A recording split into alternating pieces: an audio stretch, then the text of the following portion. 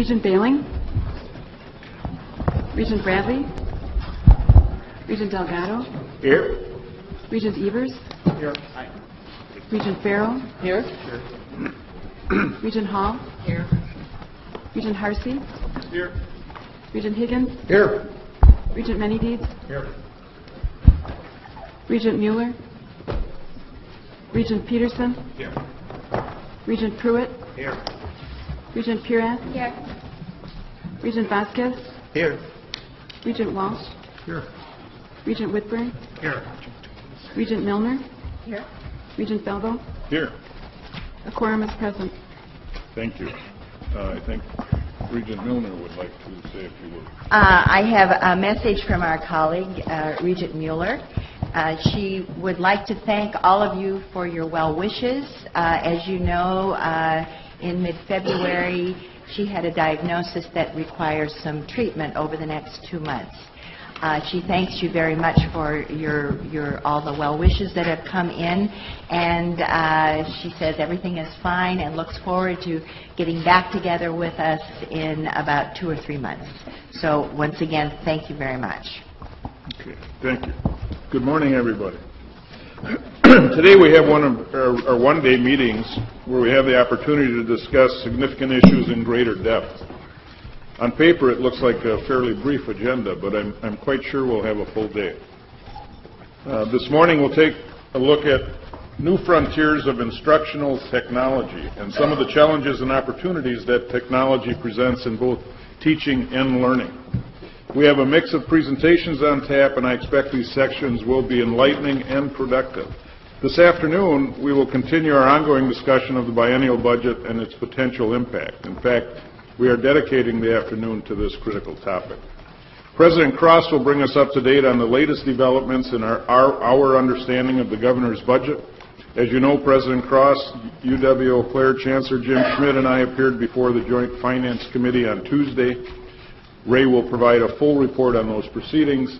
Then over the remainder of the afternoon, we will devote as much time as needed to have a full and open discussion on these issues. As part of that discussion, we will be calling on the chancellors for their input and insights. Before we get started, I'm going to turn things over to President Cross for an update. Good morning. My report this morning is brief. First, I am pleased to share the news that Aaron Brower has been named the Provost of UW Extension. Aaron, would you stand up?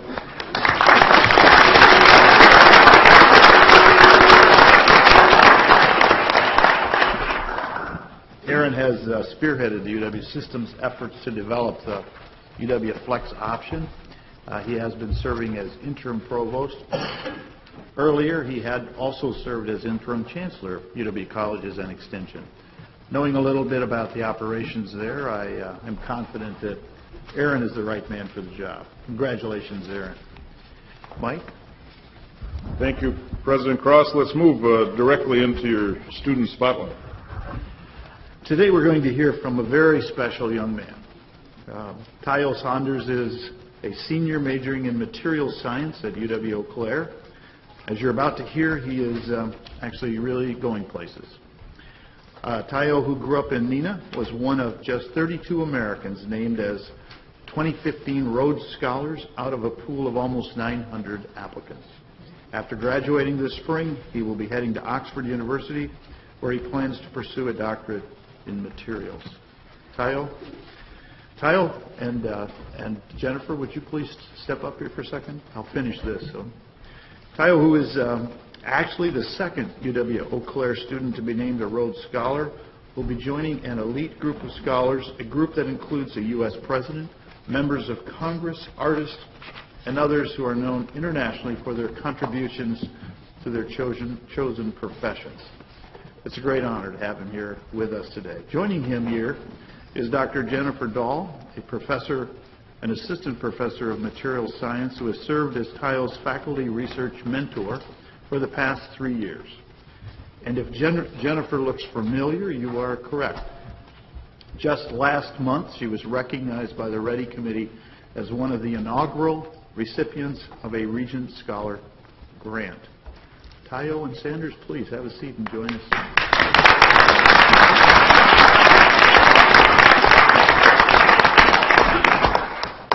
Good morning, and thank you for that introduction. We're so pleased to join you here today. Tayo is going to tell you the story of what can happen when an outstanding young man steps into an exceptional university system, and when we have a really great pairing between faculty and student. Tayo and I have so much in common that has fostered this relationship. We are both first-generation college students. We are both products of the UW system. We both got our start in the undergraduate research labs of the UW system, and we can both truly attest to the transformative power of research within this system. And so Tayo is going to be leaving us to pursue his studies at Oxford in October, and though he's walking away, I'm confident that he's built a legacy that other students will want to step into and envision themselves pursuing that same level of success. He's made it so natural, and he's really highlighted this wonderful framework that we've created for students and all of the many opportunities that await those that are ready to step up and take them. So, Tayo, I'll hand it over to you. Thank you so much, Dr. Dahl, for that wonderful introduction, and thank you for having me here. It's an absolute honor, and I'm excited to share some of my experience. So I'll start from the beginning. Ever since I can remember, I've always wanted to be a scientist, and if you want any verification of that, you can ask my mom about my rock collection that I had when I was young.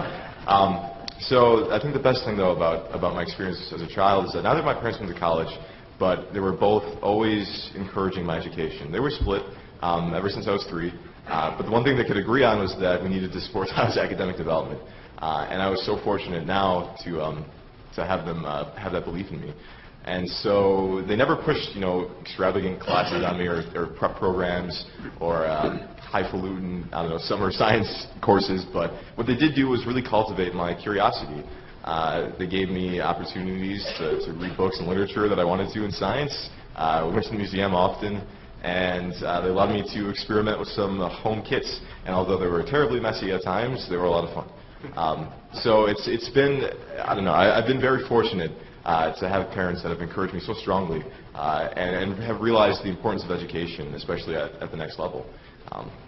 So then coming to Eau Claire for the first time, and actually I'll go back really quick. Through high school, I had a professor, or rather teacher, Dr. Glenn, or Mr. Glenn, and he was my AP chemistry professor, and he was the one that really got me interested in chemistry and kind of set the stage for me getting into material science. And the thing I appreciated so much about him was that he really taught me how to learn, and how to learn at the next level. It's because of my experience, I have to say, really because of my experience with him that I was able to be successful in college and take as much as I could out of each course that I took. So I thank you, Mr. Glenn.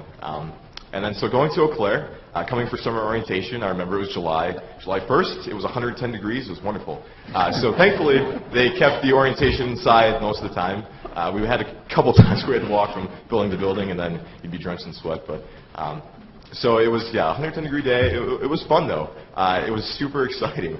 And so I met with Professor Matt Evans. He approached me, and I had a life-changing experience, and I hope I'm not being overly dramatic, but he offered me a Blue Gold Fellowship, which is an award offered to 20 freshmen at the University of Wisconsin-Eau Claire. And what it is really an opportunity to get involved in research that first year, that fall semester. And I'll be honest, I didn't appreciate research as much as I do now. I thought it was incredibly cool, and I, of course, said yes. Then he told me I could get paid for it, and I said, extra yes? I don't know. I always imagined research was something that I'd be volunteering or doing for fun. So when he told me that I could actually have this experience that would, of course, help me academically and hopefully, drive my career interests, I'd also be compensated for it, so it was a no-brainer. So I came to campus that fall semester. I was extremely excited, but also terribly nervous, like, how am I going to approach a professor and ask them to do research? But Dr. Evans really gave us some guidance and advice on how to find research projects. And one of his big things was just talk to professors. Be active in class, raise your hand, answer questions, show that you're interested, and then talk to your professor. So that second week of class, I talked to my organic chemistry professor, Dr. Bart Dahl. Yes, that's Dr. Jennifer Dahl's husband. And I asked him, do you have any positions in your research lab? Very nervously. He uttered a dream-shattering no, but then he turned to his wife, who happened to be there, and asked her if she had any positions available. And she said she was looking for a student. And so I was my hopes were lifted slightly. And then she asked what year I was, and then they went back down. I'm like, she's not going to want a freshman. So I told her, I'm a freshman. And she said, excellent, perfect. Why don't you come to my lab later that afternoon? So I came back at 4 o'clock, They were in the material science lab. They're in the transmission electron microscopy room, and they're looking at nanoparticles through a $750,000 instrument. And the rest was history at that point. I was absolutely captivated by the research they were doing, and I thought it was the most interesting thing ever. And I actually came in biochem and pre-med. I wasn't sure exactly what I wanted to do. I really liked biology and chemistry in high school, but I quickly transitioned to material science after I started doing research. So she gave me that opportunity, and she invested in me, and I thank her so much for that. So moving on, I think a couple of the impactful programs at the University of Wisconsin-Eau Claire that I'd like to highlight is WisCamp, so Wisconsin Alliance for Minority Participation. That program funded me for 2 summers, freshman summer and sophomore summer, and it really gave me an opportunity to focus, buckle down, and do research and just have that only on my mind. You know, it's a wonderful opportunity to do research during the semester, but academic course load, of course, takes time away. And so a week in the summer, 2 weeks in the summer, can often equate to an entire semester's worth of work. So you can get a lot done. So I had 10 weeks that WisCamp funded me in the summer to just do research. And because of that freshman year experience, I was able to collect enough data to actually present at the American Chemical Society National Conference in New Orleans, in Louisiana. So that was an incredible experience. And then the next year I was funded again. Sophomore year I was fortunate enough. And that was another great experience in that I was able to be a mentor. So I took all the experiences that I had my freshman year, making a presentation for the first time, both an oral and a poster, and share my experiences with the freshman students, and kind of alleviate any fears they had, and really guide them through the process. And that also kind of really solidified the fact that I wanted to be a mentor myself at some point.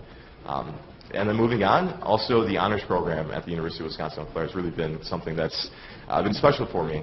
Coming in, honestly, I wasn't sure what it was going to be like. I was kind of nervous. I thought, oh, this is going to be a lot of extra coursework. What is the honors program about? But quickly I found out that it's a special place. It's really an opportunity for faculty and students to collaborate, to talk, and have a very passionate and in-depth dialogue. It's not professors lecturing at a group of students. It's really you sharing your experiences, them listening, and them asking you questions. And what it really taught me was how to communicate, how to listen to ideas, and be respectful of everyone's opinion. And also talk to non-scientists about my own thoughts. And I thought that was a very powerful experience. And it's been great to be part of that family. And I'm sad to leave it. And then also I've been fortunate enough to get involved in the triathlon club here on campus and be a captain. I couldn't swim up until sophomore year, so I taught myself. It was a fun couple months in the pool. I did not know, the hardest part was learning how to breathe, but once I got that down, I could actually practice. So I actually got inspired from watching the Olympics that summer before.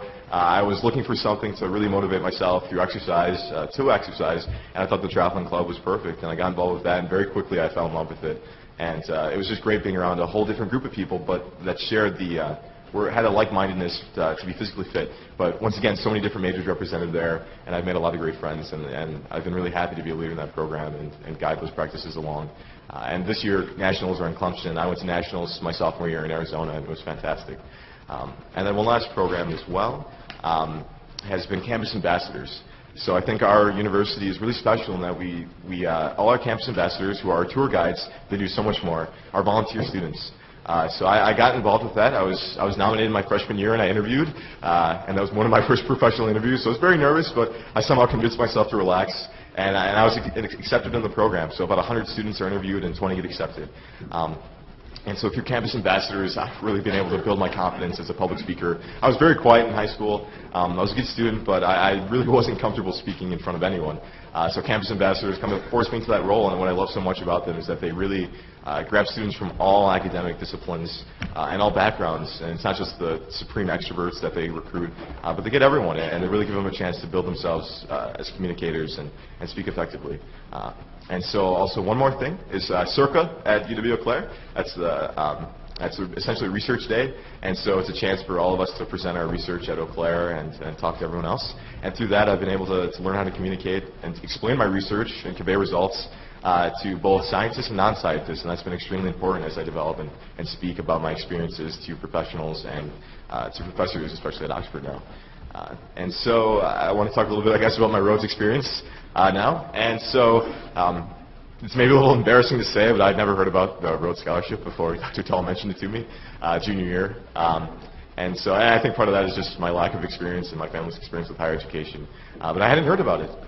And she brought it up because I was very fortunate to win a Barry Goldwater Scholarship my junior year, which was one of the highest honors that a science student can receive, and that was an incredible experience as well. And we had 2 winners out of material science, which was icing on the cake.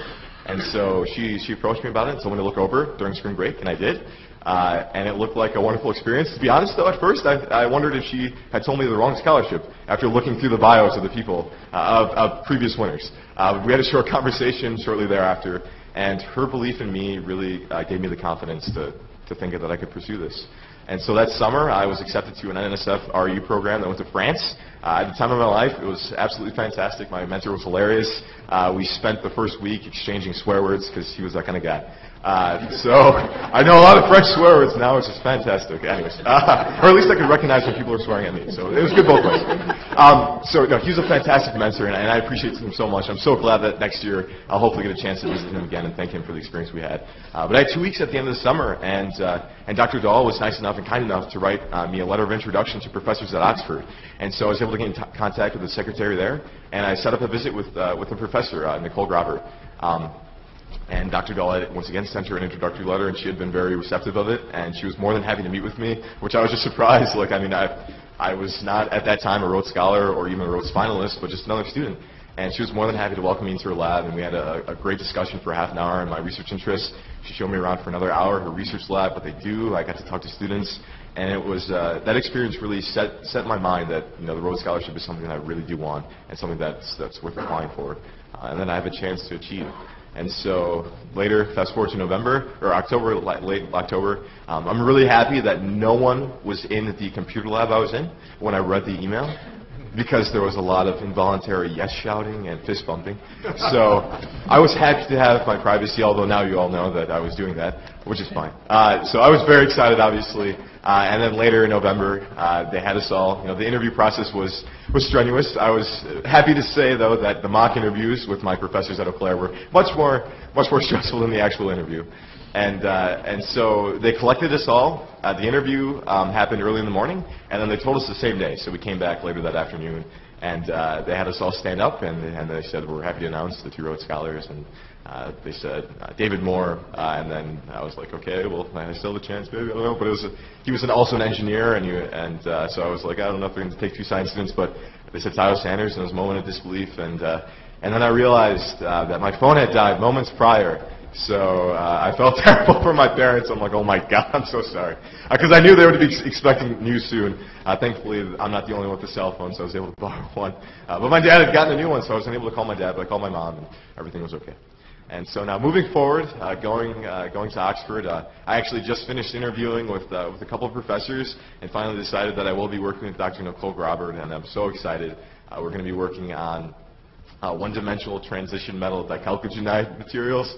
So making nanowires, and it's really focused on the applications for this project are in making ultra-small integrated circuits. So we're trying to develop techniques to scale up the processing so that we can really find applications for these materials, and so they become something that can be used in hopefully future technologies. But that's a little bit about my story, and so much of it is because, and so much of my success I owe really to Dr. Dahl and the experience I've had in research. Like I said, I was pre-med, but as soon as I got in the lab, I kind of fell in love with it. The ability to take what I'm learning in class and apply it to the real world. The problem solving, it's frustrating at times, but when you achieve that success, it's kind of like a high. And it's been a wonderful experience, and I'm so happy to continue. And she's really convinced me to emulate, to try and emulate the experience I've had with her, and I hope to be a professor someday, and really kind of have these life-changing experiences with students of my own, hopefully at an institution just like Eau Claire, and maybe Eau Claire, if I'm lucky enough to have me as a professor. So thank you so much for having me again, and I'm glad I could share my story.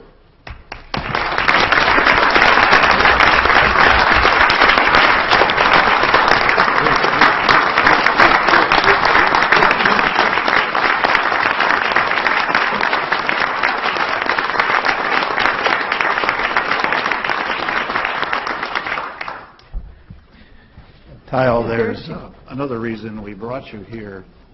There's one final question you do have to answer before you can graduate and move on. Okay.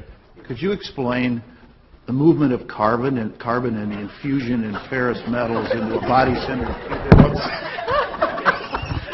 Quick Is there a chance for a question, though? Yes, there is. A real one. We can talk about that privately, by the way. What high school did you go to? Yes. So to clarify everything, I went to Kimberly High School. My mom currently lives in Neenah. She moved 2 years ago to be closer to her job. I had to say that I was from Neenah. That's my permanent address on my scholarship application, so that's why Neenah is my hometown according to them. But yeah, so I'm from Kimberly. I went to high school in Kimberly, Wisconsin.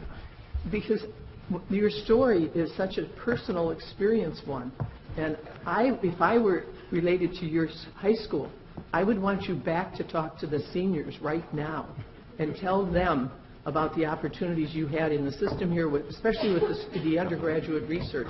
Your story is compelling, and you explain it very well. And you have to know personally, I never talk to anyone your age without putting on them a responsibility to come back to this state after they do all the wonderful things they do, learning and growing more. I want you back here, yes, teaching somewhere and continuing. We need you. You are a star, but we need you to infiltrate all the ranks of our young people coming up and make more leaders for us. You're to be congratulated. Thank you so much, and I hope to do that. I really do. The UW system has given me so much, and I want to see it continue to succeed. And I think my story is not atypical because of the faculty that we have that really care and are really motivated to teach their students and share their own experiences. Also, the Campus Ambassadors is a great opportunity. Actually, last semester, I was able to go back over spring break and give a talk about research because there's something that I had no idea about and something I didn't even realize during my college search process that I should be really considering because it's such a transformative experience. And whether or not you're going to research or not, it builds the skills that employers are looking for and graduate schools are looking for. And so I hope to go back this spring break as well and give at least a short presentation and be a counselor or be a visitor essentially from Eau Claire and answer any students' questions. But yeah, it was a great experience. I went and talked to Mr. Glenn's class and also my biology teacher's class. And I hope they enjoyed it or learned a little bit. So thank you so much. Tony? Yeah. Guess I want to take you back to your high school comments before, and Kimberly is a great high school. Yes, it is. You mentioned your high school teacher helped you, I think you said, learn how to learn. Yeah, exactly. Can you expand on that a little bit, how that happened? Yeah, definitely. So it was, so after, actually reading about Oxford and everything, they set up like a tutoring class. And it's not so much a teacher lecturing at students, but a teacher engaging with students directly, asking them questions, but letting them learn on their own. So our Dr. Glenn set up his AP chemistry class. It was not him every morning giving a PowerPoint or just going through the book or anything like that. He had a packet of material, and he just had us read through it and go through it on our own. He probed us with questions often. But we could really ask him about anything. And so it was also a great time to learn how to collaborate with other students in class. So we had small groups of 4, and so I made a lot of good friends too. But I think so much of my learning also happened because I was able to have those discussions with students that were going through the same thing. So you set up the class in a way that's, I think, similar to a college class where you're really teaching yourself how to learn and then asking, and then learning what kind of questions to ask and what kind of questions you need to ask so that you can continue your development. And so he was really a person that, he was very knowledgeable on all topics. So sometimes we got distracted talking about abstract things, politics or physics, whatever. But he was really a person there that I could feel very confident and comfortable with speaking with him and asking him about any questions. But it's really that kind of him setting us up to learn on our own and learn with other students that was impactful. And I think that's, again, why I was able to be successful at college. Thank you. Congratulations again. Thank you. What are your words of wisdom to the students that you would address going back to your high school? Words of wisdom. I think, number one, don't care about necessarily the prestige of the university. Care about your interaction with professors and care about your interactions with other students. I think so much of my experience has been a result of my ability to closely interact with the professors. They're the ones that have the prior experience, the prior knowledge, and they have so much of it to share, and they're willing to share it. So really try and consider that aspect. Go somewhere where you can talk to them, be successful, and where they're going to care and invest in you. And I think if you do that, and if you take advantage of the opportunities that are presented to you, search for them. They are there. Search for those opportunities, take advantage of them, and build that close relationship with your professor. Because once again, Dr. Dahl has really given me the confidence. Her belief in me has given me my own confidence, and once again, that's the reason I was able to apply for this and decided to apply was because of the experience I've had with her and the experience that she also shared with other students too. So, Thank you. yeah, definitely. Tayo, Yes.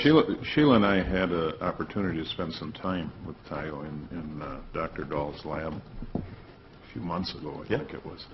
And I know he's doing great work because I didn't understand a word he said. But now I feel less inadequate because I now know that he was just swearing at me in French. So, President Cross. Yes.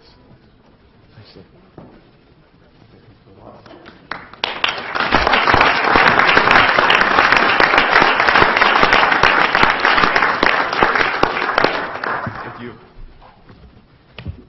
Thank you. Excellent. Thank you so.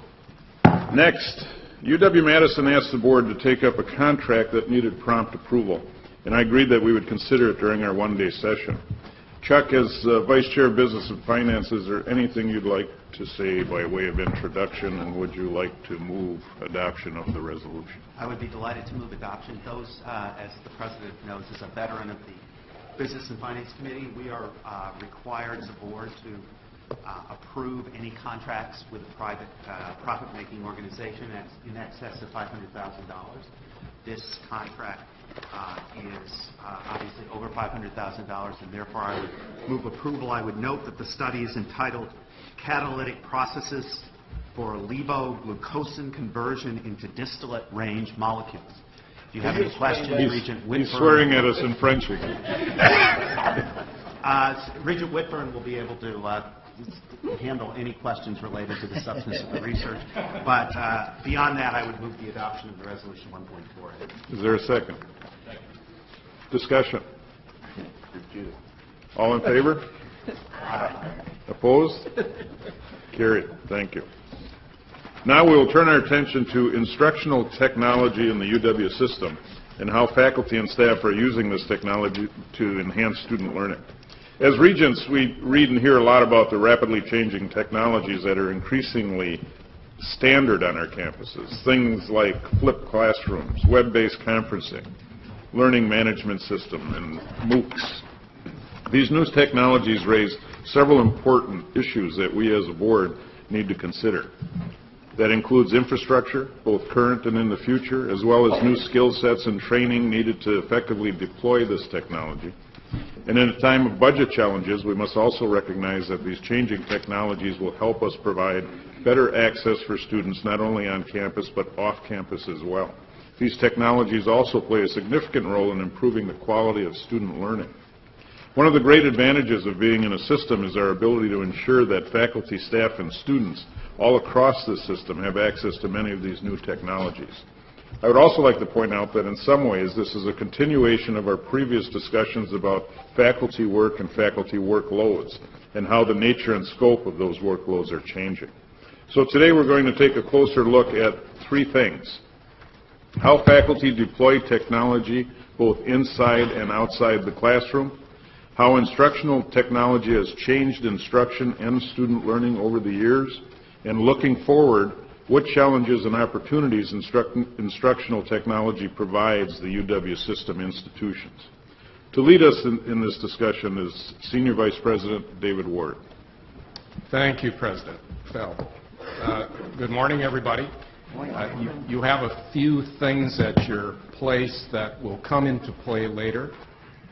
These are tools or toys, depending on how you look at it.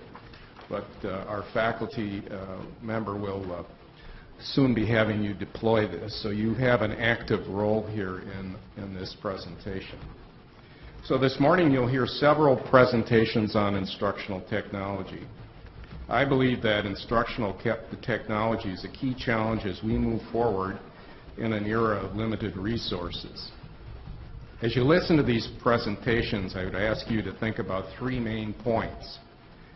How has instructional technology already changed the delivery of instruction and teaching and learning in the UW?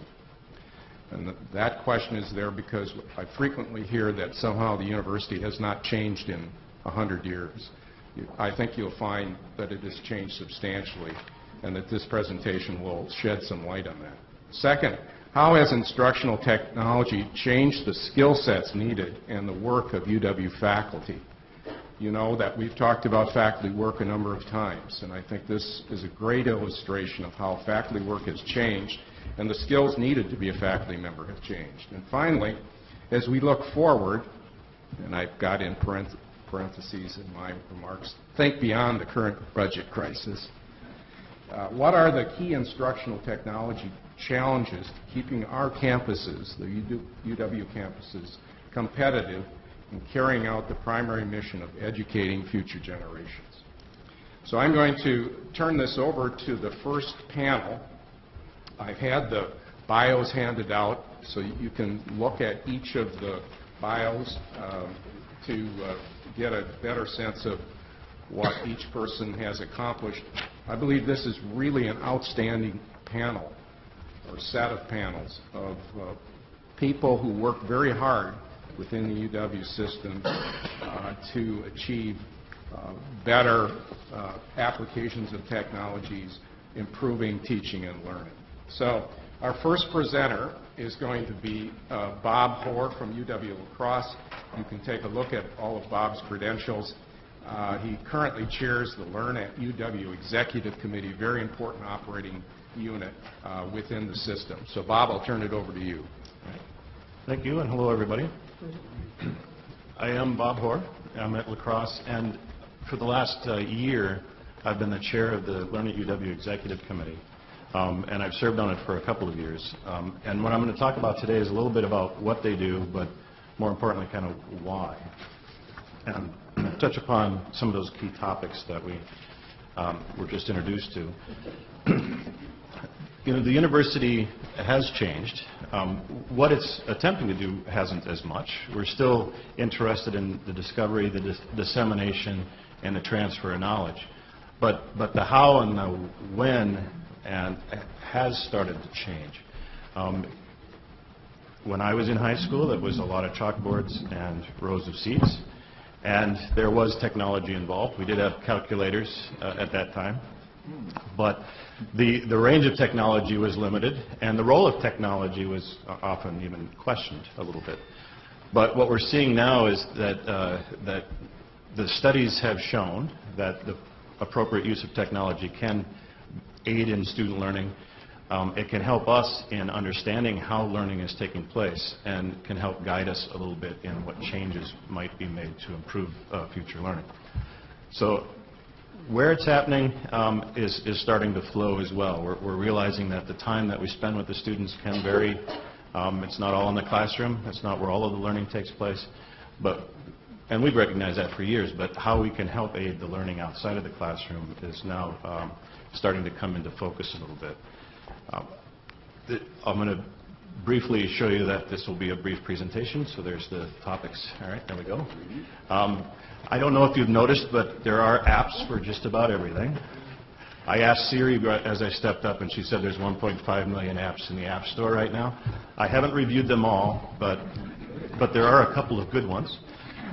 But there really has been an app explosion, and that really ties back to the fact that we do have a good infrastructure for helping to utilize the internet, and there's a lot of creativity and innovation going on.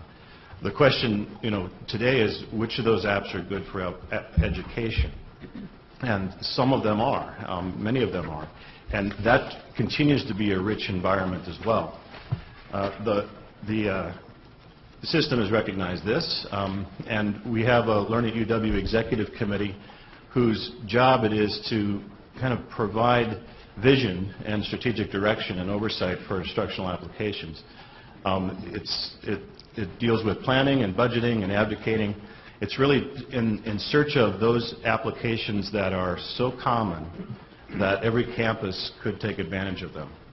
So we're looking for not those one-off special apps that might be good in a particular classroom, but those sort of applications that really can help support learning across the board. And our objective is to, in the end, support student learning. But one of the outcomes is that we do have a little bit of leverage then on pricing and actually some leveraging on the directions that some of these companies might go in terms of development of new tools. UW System is a big player. It's a big organization, and so to have them to have us acquire their technology is important for them, and they're willing to work with us in modifications. The membership of this Learn at UW, it really is a governance group. We have representatives from nearly every campus and from different parts of each campus.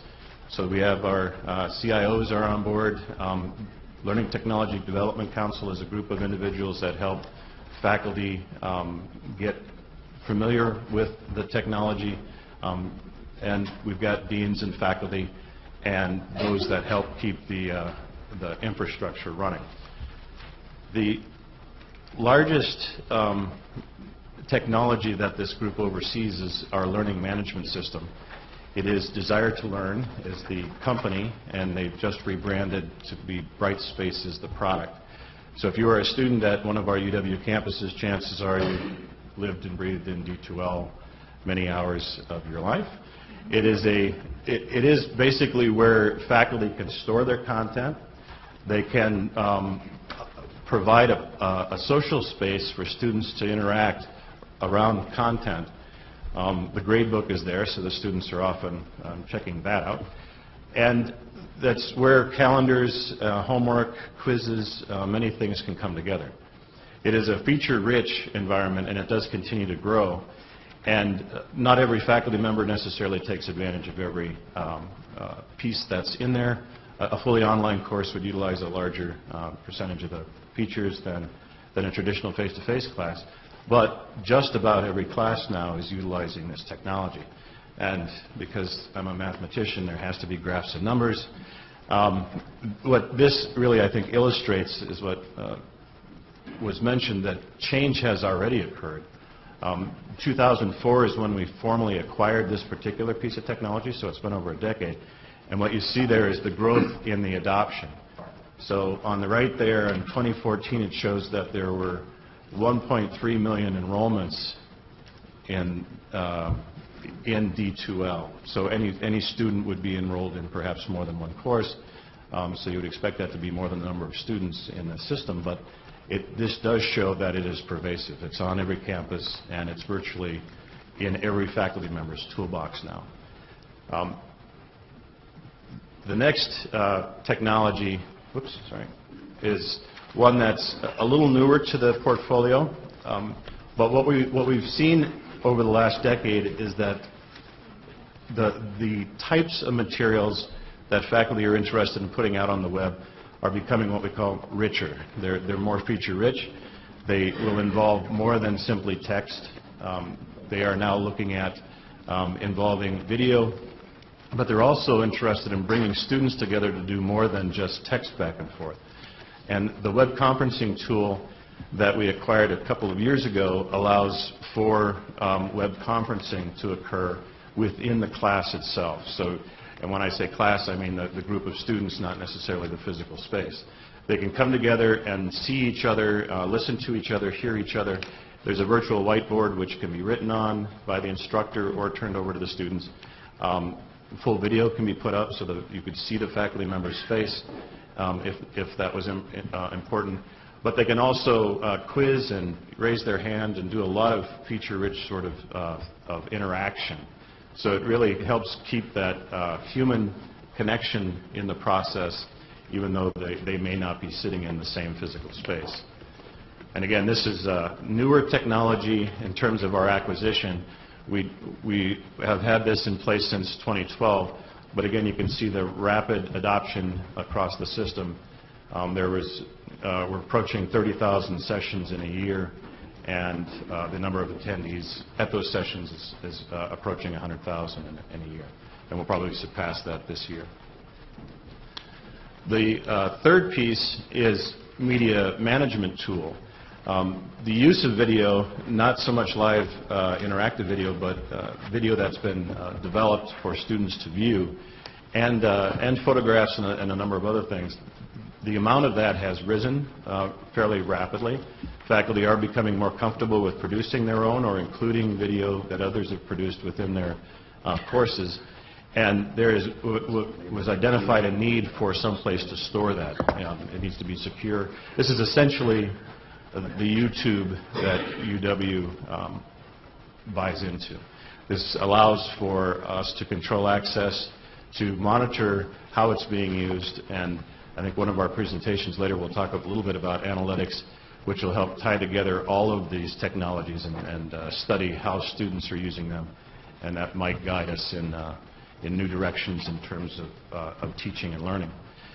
The media management tool is less than a year old. It is part of our portfolio, but you can see in the summer we turned it on, and in the fall it started to really take off, and we expect to see this to continue to climb rapidly as well.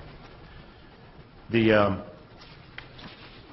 piece that's not easy to chart is those secondary effects that acquiring these technologies might have. The faculty are interested in using tools that they are good at using. I mean, it is tricky to use a tool that you're not comfortable using. But we also have across the system many support mechanisms in place to help faculty incorporate these tools into their classroom. And I've listed just a couple there. We have Centers for Teaching and Learning. We have the Learning Technology Development Council and the Office of Professional and Instructional Development. And they're all keeping an eye on what is it that's new, what is it that's faculty are using, and what is it that they need to help incorporate it into their classrooms. The skill set will probably continue to change, and the number of applications out there will probably continue to grow. But to date, those are the only three technologies that we've acquired as a system. Our learning management, our web conferencing, and then our video storing warehouse called Chura. And that's with that. Thank you, Bob. Yep. And now I'll turn to Dawn Drake from UW-Platteville. She's the Executive Director of Alternative Delivery Systems at UW-Platteville and has a lot of experience in online learning. So, Dawn? Thank you very much. I'm very happy to be here today, and I'm going to go through a variety of examples of ways that we use the technologies in our online classroom. So we've been involved with online degree programs for 16 years at UW-Platteville. Prior to that, we had other degree programs that we offered through a correspondence model. We currently work with about 2,500 students, not just in Wisconsin, but across the United States and in 42 countries throughout the world. Our focus is working with non-traditional students, so people who are working full-time, have families, are involved with their communities, that sort of thing. And so because of that, we're looking to try to find a way to be flexible in serving their needs. And so we use an asynchronous philosophy, meaning that we don't have to be in the same time, or in a specific location at the same time to be able to participate in the education. The changes in expectations over the last 16 years of the students in the online environment has been amazing. When we first started 16 years ago, students were thrilled to be able to get onto a computer, basically read text, and submit their assignments in that format. And that's really all they expected, and that's all they wanted. And that's really, in a lot of cases, all that was available. That's not the case anymore. Students not only want and demand more things, but they expect more things, and the competition that's out there throughout the world requires us to be very heavily involved in making a robust and interactive environment. So one of the things, technology is wonderful when it works. There we go. So one of the things that we make sure that we do with all of our online courses is to provide a wide variety of interactions. And so we have chosen the format where we have 4 different levels of interaction within each course: learner to content, learner to learner, learner to interface, and learner to instructor. And we adopted this framework about 8 years ago, and we continue to evolve through that as we work on our online courses. And so I'm going to give you a few examples within each one of these areas of how we use a lot of the technology that Bob just talked about within the learning management system and in other areas. So in the first area that we're looking at, this is just a slide, a screenshot of a discussion area, and this happens to be in a cybercrime course that we offer at the graduate level. This is a discussion area that people are involved with threaded discussions in D2L. There's 22 students that were in this class last fall. There were 2,800 posts. So when you think about the amount of interaction that's happening in the student-to-student environment, that's a lot of discussion that's going on. It's not just that 50 minutes that you might be in a classroom. These conversations are happening throughout the semester. Okay. Whoops. Let me go back here. Well, Bob, you obviously have the magic touch, and I don't. So another area of learner-to-learner opportunities is being able to be live with each other in the classroom. And in this situation, people are working on a group project, and they are looking at a particular program that they had to try to debug. And as they were looking at that, they're having a conversation over on the side, identifying what might be wrong with the program that they're looking at, and getting feedback, responses back and forth, and being able to make changes on the fly. This actually is happening in Google Hangout. And so then when they get their results, they post that back into D2L, and that's all being done live, but then they actually have a quality assurance person who's the fourth part of their student team, and then that person goes back in at a later time, and they're the ones that are reviewing it and seeing what sorts of things occurred positively and negatively before this submission is created. So those are a couple of student-to-student types of interactions that occur. The other type of occurrence is a learner-to-interface occurrence. And the interface is really what we're talking about, is how is the technology being used to be able to make the best use of the learner's experience. And so this is an example and a screenshot associated with once a person finishes a particular part of an assignment, there's a checkbox that you'll see on there, and it shows how much of that assignment they've completed. So when a person leaves the classroom, the online classroom, and comes back in, they can actually see what they've already completed, what they've received as a grade, those sorts of things. And we use that learner interface to be able to help the students keep track of where they're at in the class on an ongoing basis. Another example of the learners to interface, this is a pre-assessment tool that's in our business communication class. This gives an opportunity for students to review materials, answer questions, have automatic grading occur to determine if they understand the material before they move on to the next module in the class. This gives them immediate feedback, so this is something that a faculty member would have set up ahead of time to be able to have the student take the pre-assessment, get the feedback, and then refer them back to modules within the course that they need to review before they move on to other portions of the course. So again, it's being able to use that technology and that infrastructure there so that the faculty member doesn't have to be online 24/7, but the student can be. The next learner to interface piece that the next learner to material piece that I wanted to mention is there's audio files that students would be learning from, and they would be, these were actually happened to be interviews that faculty members conducted of experts in the area of distance education, put that information into the D2L environment. Students listen to that information, and so they're interacting with the material. It's not just reading the material on the screen, but actually hearing from experts in the area. Also, students then can post their responses to that area as well, and give information associated with what their experiences were in listening to the comments from the different experts in the field. Another area of learner to material is working with an infographic that was set up, and students need to refer to this one, and they've been assigned questions associated with this changing of our mindset. And for example, in this particular situation, they were asked, two people are told that they need to move. Identify their mindset based on the responses, and they're given the answers that the two people responded to, and then they go back through and look at the materials that are here and review what kind of mindset they had, and then they're asked to identify how might you change that person's mindset based on experiences that you've had, and try to get them either to go from a fixed mindset to a growth mindset and vice versa. So again, another way of interacting directly with the material.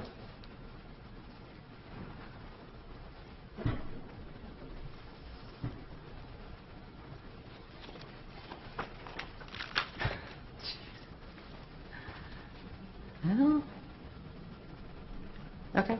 So then the next item is learner to instructor. And this is the one, so all of the things that you've seen up to this point, these are all things that instructors were involved with.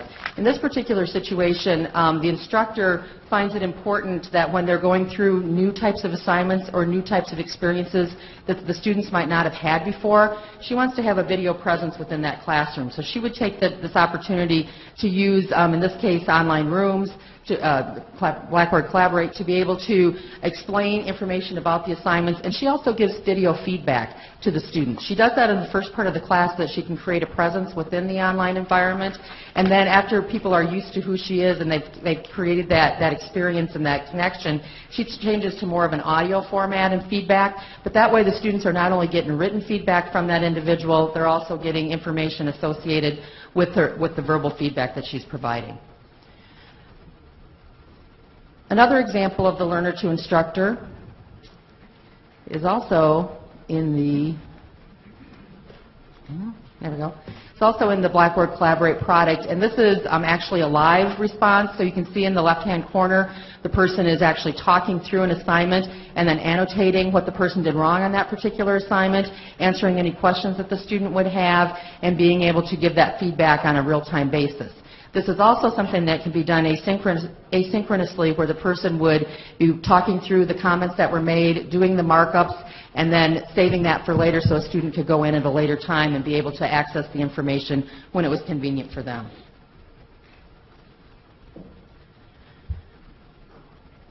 So as you look and think about all of the different things that I've talked about today, all of these things are instructor-based. And they have to be involved with developing the content associated with this, developing, you want to try it? Okay, so they're developing the content associated with it, and then they work with instructional designers to be able to put this into the right format. Because as you can see, very little of that was actual text.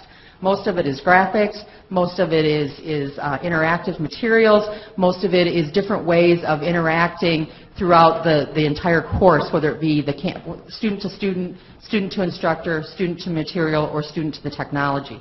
And so when you look at that, the types of skills that instructors have had to acquire over the years to be able to make that possible has been amazing. And as Bob mentioned, we do have people who work with those faculty members from a technical standpoint and also from an instructional design standpoint to try to make that work as best as possible. But it has required a lot of new skill sets for faculty to look at. Very rarely do we look at any sort of lecturing sort of component within the online coursework. We're constantly looking at different snippets of ways that students can gather information, respond back on information, and ask questions about the information. So the things that really have changed a lot has been the increasing student expectations. As I said, 16 years ago, it was not uncommon just to have a page of text. People read that and they submitted their assignments. Now what they're doing is much more interactive in nature. And there was 2 slides that didn't show up there, but one thing that I wanted to mention, we do a lot in the area of simulations. And so when a student goes in and they're looking at a scenario-based area, excuse me, they will get questions, and based on how they answer those questions, that will send them off to other material. And then based on how they respond to those questions, it allows them to either skip material that they already know or allows them to get more in-depth information that they don't know. And so that's based on an ongoing reflection that the faculty members are looking at and allowing students to go through in a variety of different ways so that they can utilize the skills they have and get more help if they so need. The other thing that students are expecting is more access to the instructors. And so it's not uncommon for faculty members to use some of the technologies we talked about for virtual office hours, for help sessions. It's not an uncommon situation to find a person at 6 o'clock in the morning out of their home where they're doing a study session for a test, for example. And they don't have to be sitting in their office doing that, and the students don't have to be sitting in a classroom doing that. They can access that wherever they happen to be. So a couple of things that I would say as far as final thoughts and the increasing student expectations and the new technologies that are entering the market. There's something new every single month. I mean, realistically, if you're out there looking at technology, there's something new every month. We can't do all of the different technologies, so it's really key as we're moving forward with our technology decisions, that those are decisions that are well thought out, and we look at it from a futuristic standpoint and saying, this might not be the best thing to go into now, but this is something that we do need to be studying and watching and saying, maybe in a year we purchase that, or this is something that's new right now, but we don't see that it's something that might be useful in another year because something else is going to replace it. So those are some of the examples, and again, very brief, but some of the examples of different ways that people are using the technology. And while I've been talking about it in a completely online environment, these are all technologies that can be used for the campus environment as well. None of the things that I've talked about only have to be used in an online environment. But as Bob was mentioning, all of those different features that are in D2L, an online instructor would be using all of those things. And so to have to learn all of those new pieces or those things, and then every time a new piece gets added into that is really key for the ongoing abilities of the instructors to be able to do well in an online environment. Thank you. Thank you, Dawn.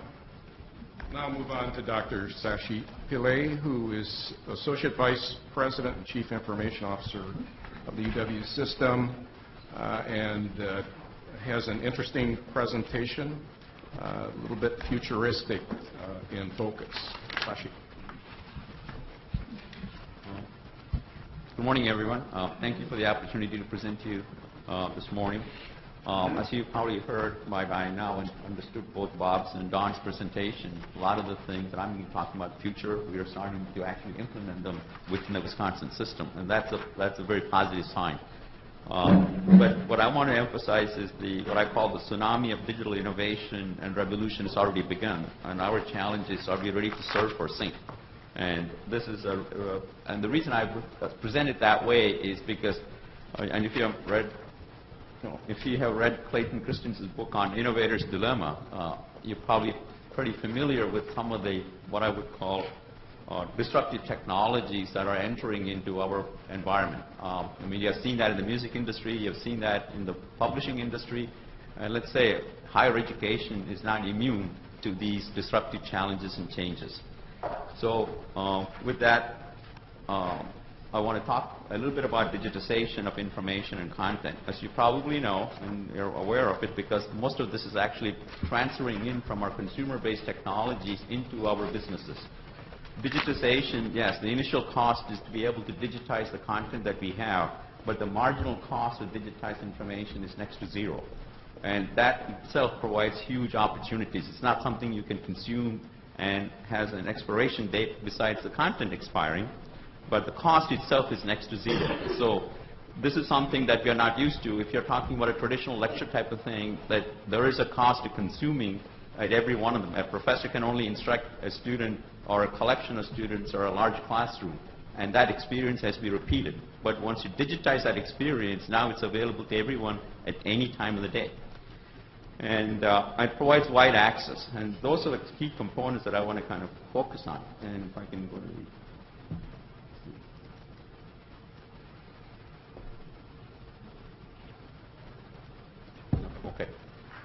the technology trends. There are 4 technology trends that we are faced with right now, and I'm sure you're familiar with all of them because they affect our consumer lives day in and day out. Now the question is, how are we translating these technologies into the future in terms of how it affects our teaching and learning in our environments.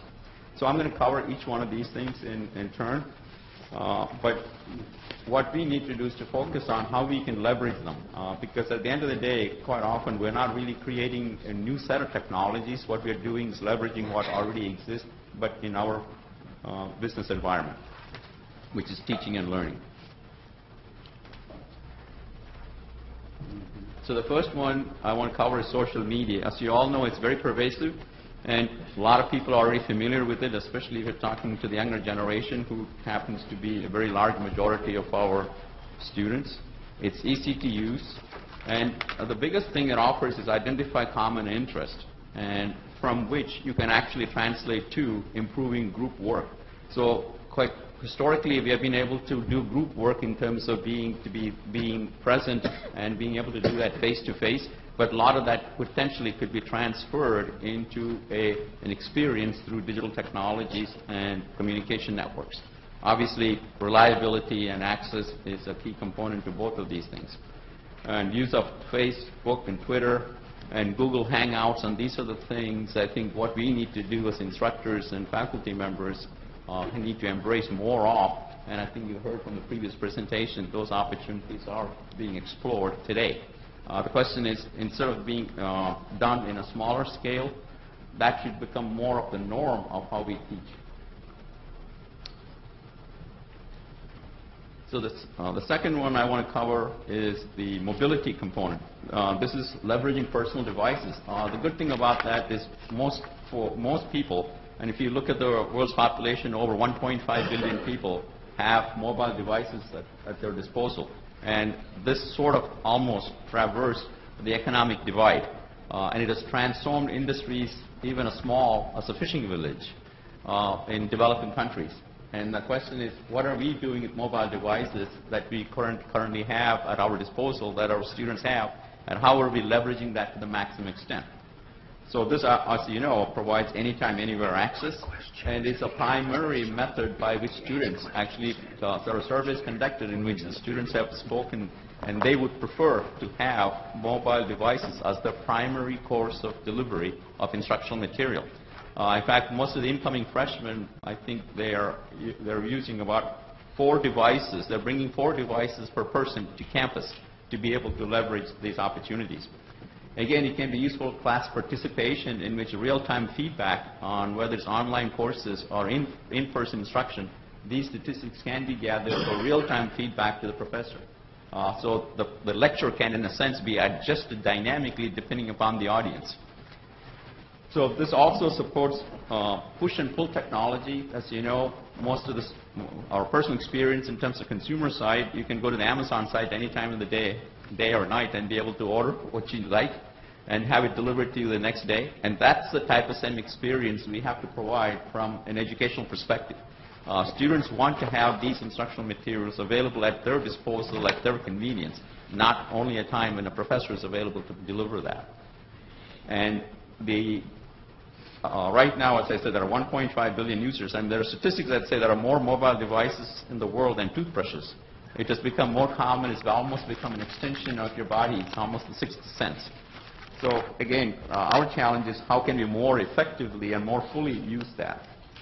And Bob already talked about the fact we have close to 1.5 billion applications just in the App Store. The question is, some of those applications actually start to provide what I would call customized learning, and I will talk about that a little bit later. And by the way, half of the instructional material, in fact, half of the YouTube videos are currently seen on mobile devices. So the question is, we need to have an active presence in terms of being able to use that, and that's going to happen in our Coursera environment as well. Let me go to the next one, which is analytics.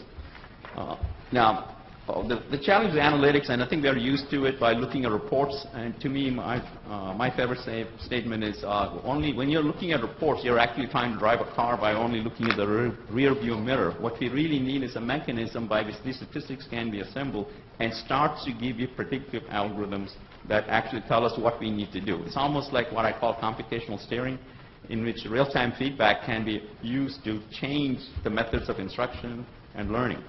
And actually in the crime fighting area, in terms of crime detection and prevention, they have actually started to use this and to start to predict where the next the gunshot is going to happen within a city based on statistics they have already accumulated, and can have deploy police force to those areas that they can actually start to mitigate before an unfortunate incident happens. But the real challenge on analytics for us would be to identify what I would call methods of learning. As you probably know, we have close to 180,000 students in our system. Not everybody learns the same way, and I think your personal experience probably speaks to that as well. So our challenge is, obviously, we cannot provide individualized instruction for 180,000 students, but at least we can start to create what I call formats or personas of types of learning. So for example, if we can create 25 to 50 personas of type of learning, then we can actually automatically provide methods of instruction to those categories of students who have familiarity with different types of learning experiences, thereby basically increasing the opportunities for success.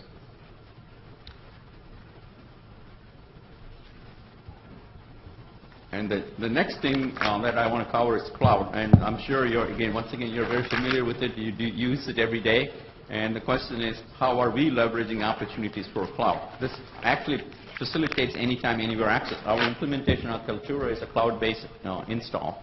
And most of our email systems across the campus, we have transitioned to Office 365. These are actually good examples. Why are we interested in cloud? Well, obviously the most obvious one is quite often it reduces our infrastructure costs. It actually changes our capital expenses to operational expenses.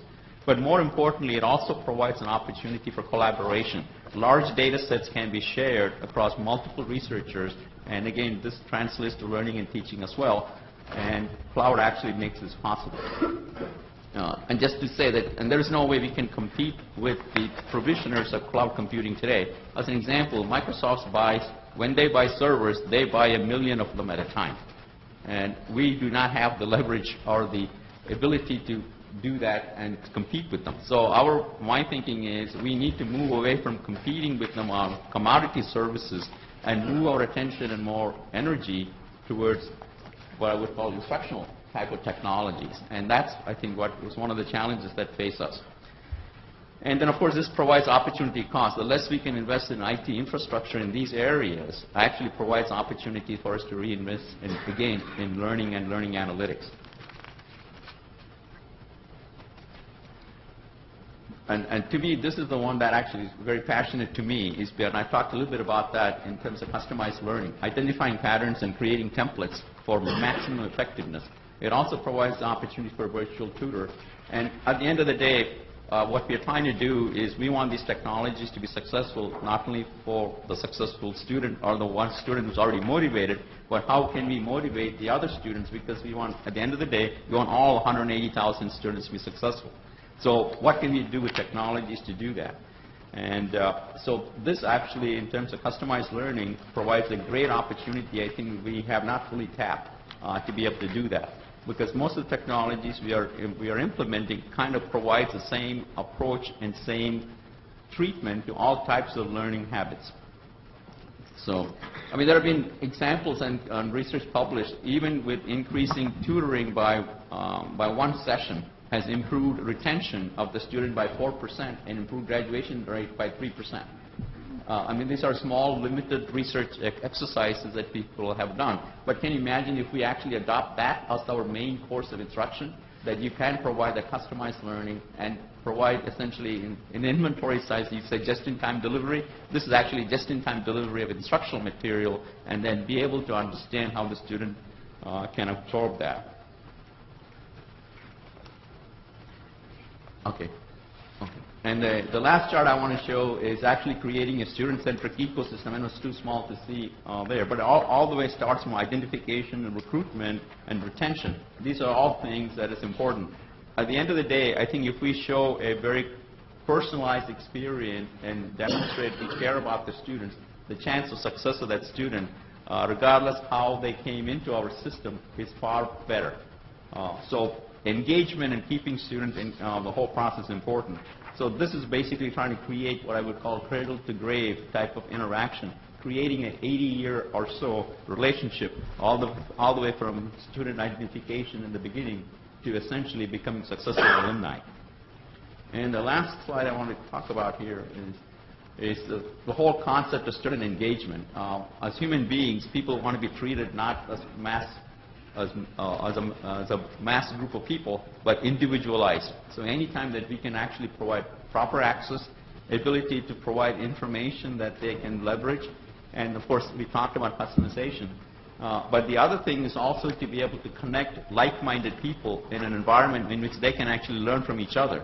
I think the Rhodes Scholar talked about the opportunity to be able to work in teams and be able to collaborate. And all these things are essential, and these tools are readily becoming available.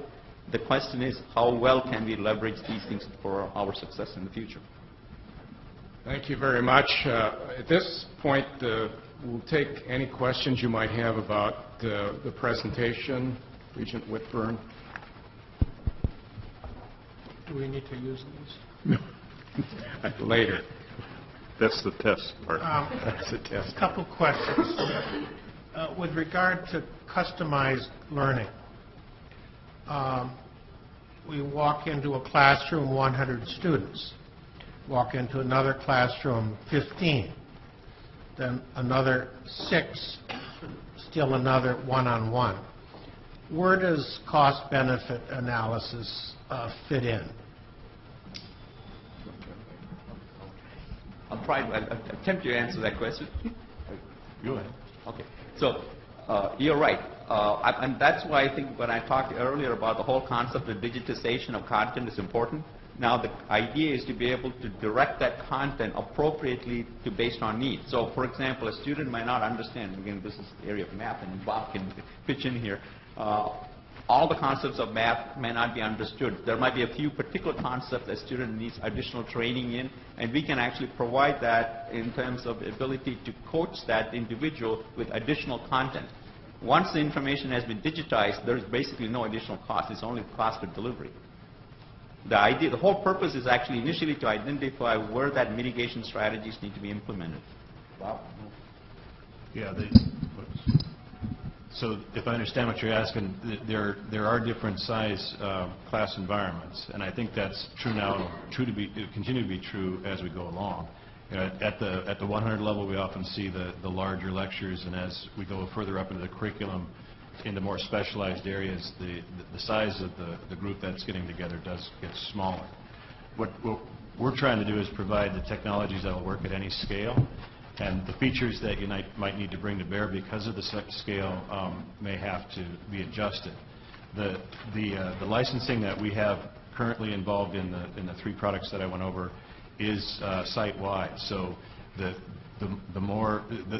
it's based on our total FTE within the system, not the FTE that's using it. So if we see an increase in the usage, it's not going to affect our price. Second question, go ahead. Second question on social media. University-sponsored social media platform or not?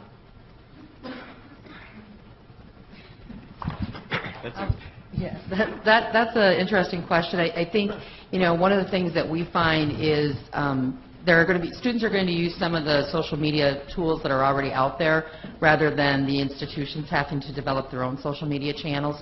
So we have other channels like with the threaded discussions, things of that nature, that allow people to be able to participate in conversations. But students are very comfortable using those other social media technologies that are already available and bringing those into the classroom situation.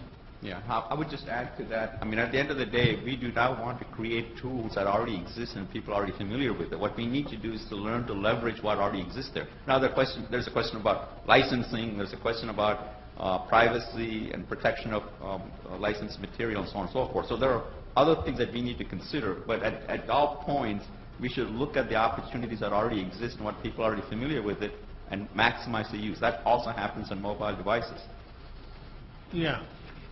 In addition, if it is ours, then we introduce a new degree of accountability, and we introduce this business of appropriate behaviors, if it's ours.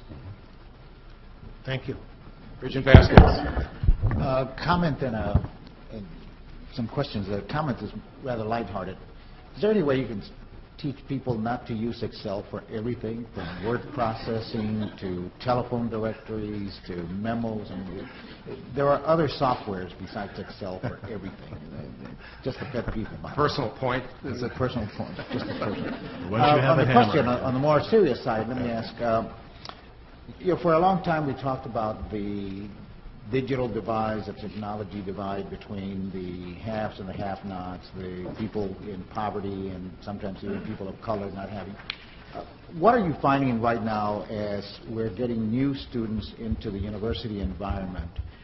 Are they coming already with a base level of common understanding and usage of technology, or are we still finding that there are some freshmen, as an example, that are coming that because of the circumstances of where they live or how their status or whatever, you're even having to bring them up to a certain level? Or do we still see a divide, or is that narrowing? I think it is narrowing, certainly. I think there's still this divide between how to use technology and how to learn. You know, as our scholar said, you know, learning to learn with technology is not an automatic given. And same thing on our faculty front, teaching how to learn, teaching effectively with these tools is not an automatic given. And it's not something that's universal. Different tools require a little different introduction to it and some guidance on how to incorporate it into the learning environment. Students are showing up not at all afraid of the technology, and that's something that's changed. There's no fear of it, but incorporating it well into the learning system continues to be an issue. Follow-up? A follow-up more in this sense, human relations.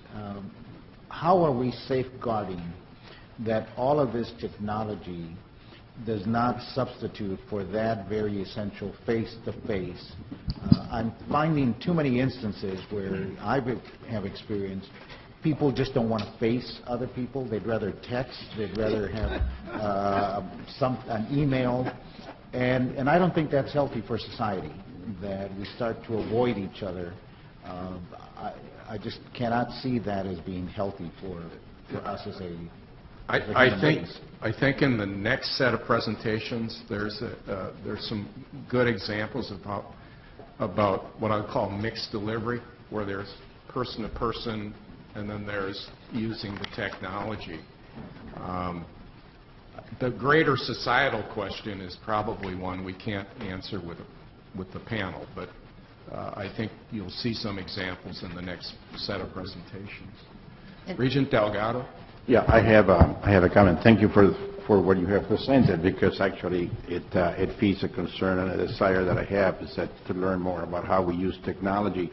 Let's say that I have 7 years coming to this board. I'm going to finish my first year. I expect that when I finish here, unless they impeach me earlier, that technology will be far more impactful in the way we do it. And obviously, from my perspective, I don't know if you agree, but my impression is that the young generation is much more open to the use of technology, and they're the ones who are going to be pushing us in that direction. So I have a question, just looking forward to integration of technology, keeping in mind all of the concerns that Regent Vasquez brought us. That what is the, if you rank at the university levels, which I'm pretty sure that you're in contact with, how do we rank in the implementation of technology? And I'm not asking you for, are we more on the technology, it's incipient and the medium? I'm very confident we're not in the way up front, but where do we rank? I mean, are we trying to catch up?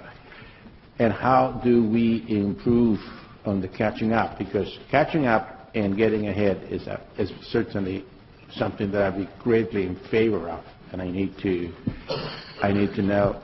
I think it's good to know, where do we stand? Do we have great aversion to it? Do we find ourselves in the beginning or the end, or leading or lagging? All right. And don't worry about it. Nobody's listening. We're in good shape. This is too boring a conversation. People don't even watch this. Don't worry. It's a broad question. I think we would all argue. I think every system would argue that they're on this, that they are trying to utilize technology well. And I think we have many researchers researching how to do this within our system. I think we are known for being good at utilizing technology. I think when you get down to the various campuses, how pervasive it is varies somewhat. I think our more traditional campuses, in terms of being residential, that haven't had much online degree programs, are probably not as far along in terms of the utilization of some of these technologies.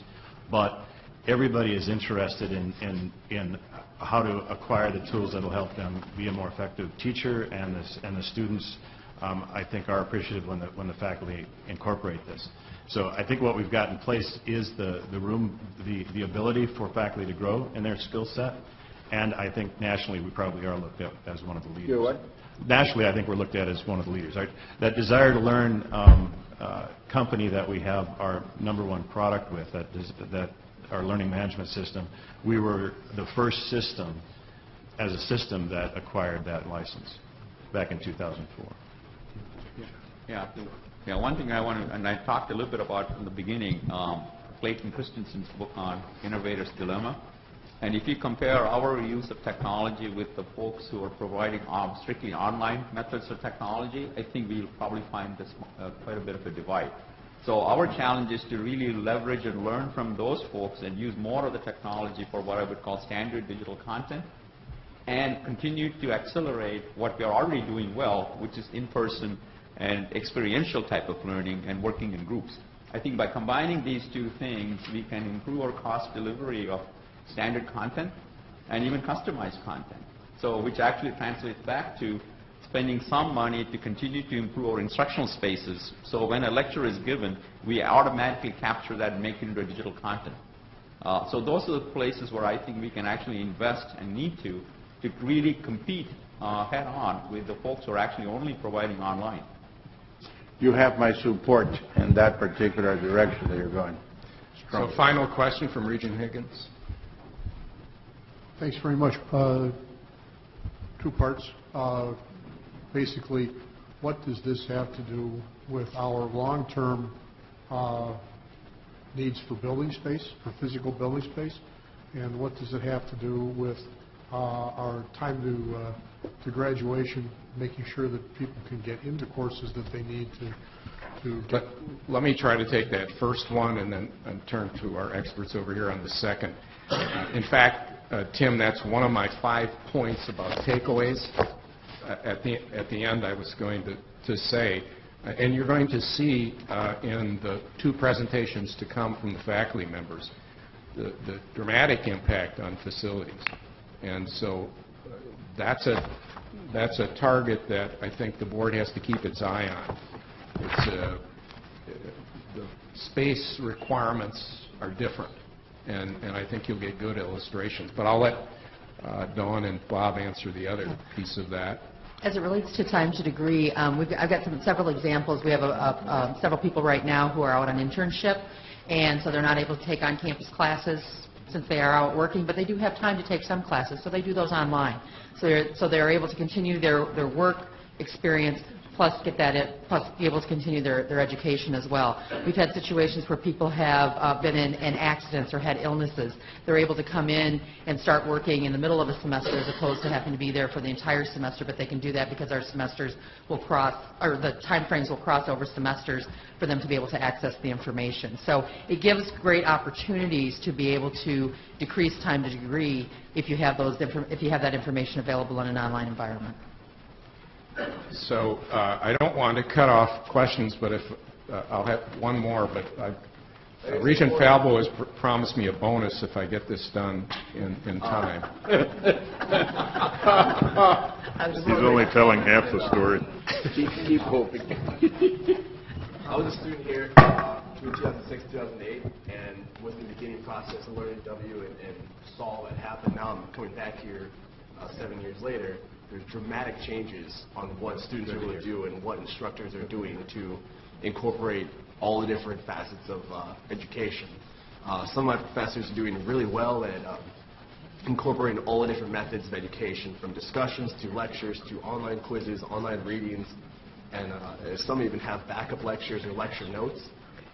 It's not something that you can sit at home and do the online lectures the whole time. There's still a reason to come to class. Still, you're not getting all the information off the PowerPoints online. But having all the resources there allows you to review the material and stay on top of things, and it's proven significantly beneficial for all the students involved. I just want to say thank you for all that. It's making my experience significantly better here. Thank you. Thank you. Sorry, I know I'm not out of time. I just have 2 quick questions. On social media, how are you monitoring that in relation to classroom activities, ensuring that it's being used in a proper manner and not having a professor, if you receive credit if you friend or follow that certain professor? I do know that has happened in certain classrooms, and so I'm just concerned about that. Yeah, the rules relating to what tools can be used aren't really there. The policy around how how students and faculty interact are still kind of set back in the past, when we were in a traditional classroom setting. I think there needs to be an evolution of some of those policies to take into account questions like the one you're asking. I know that the technologies that we selected at the institutional level are ones that ensure that we can preserve privacy, that ensure students have the ability to interact professionally, and that there's safeguards to maintain and monitor that.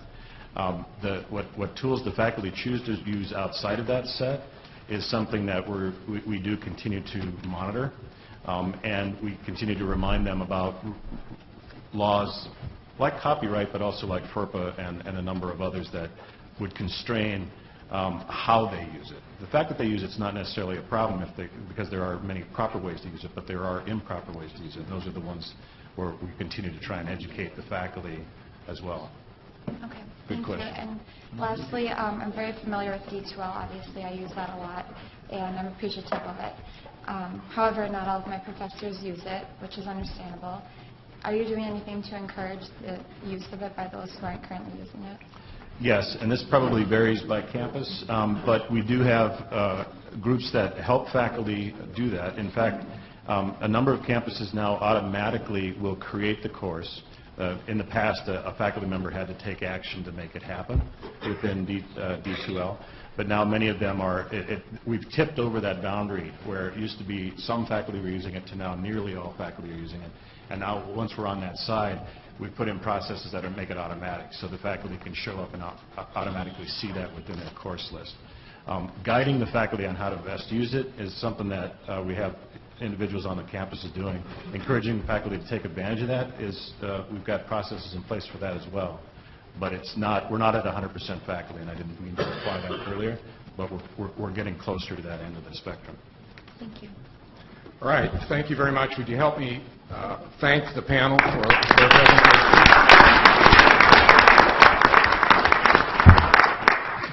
Our next panel is two outstanding faculty members who are going to demonstrate to you how instructional technology is alive and well in their classroom and their teaching.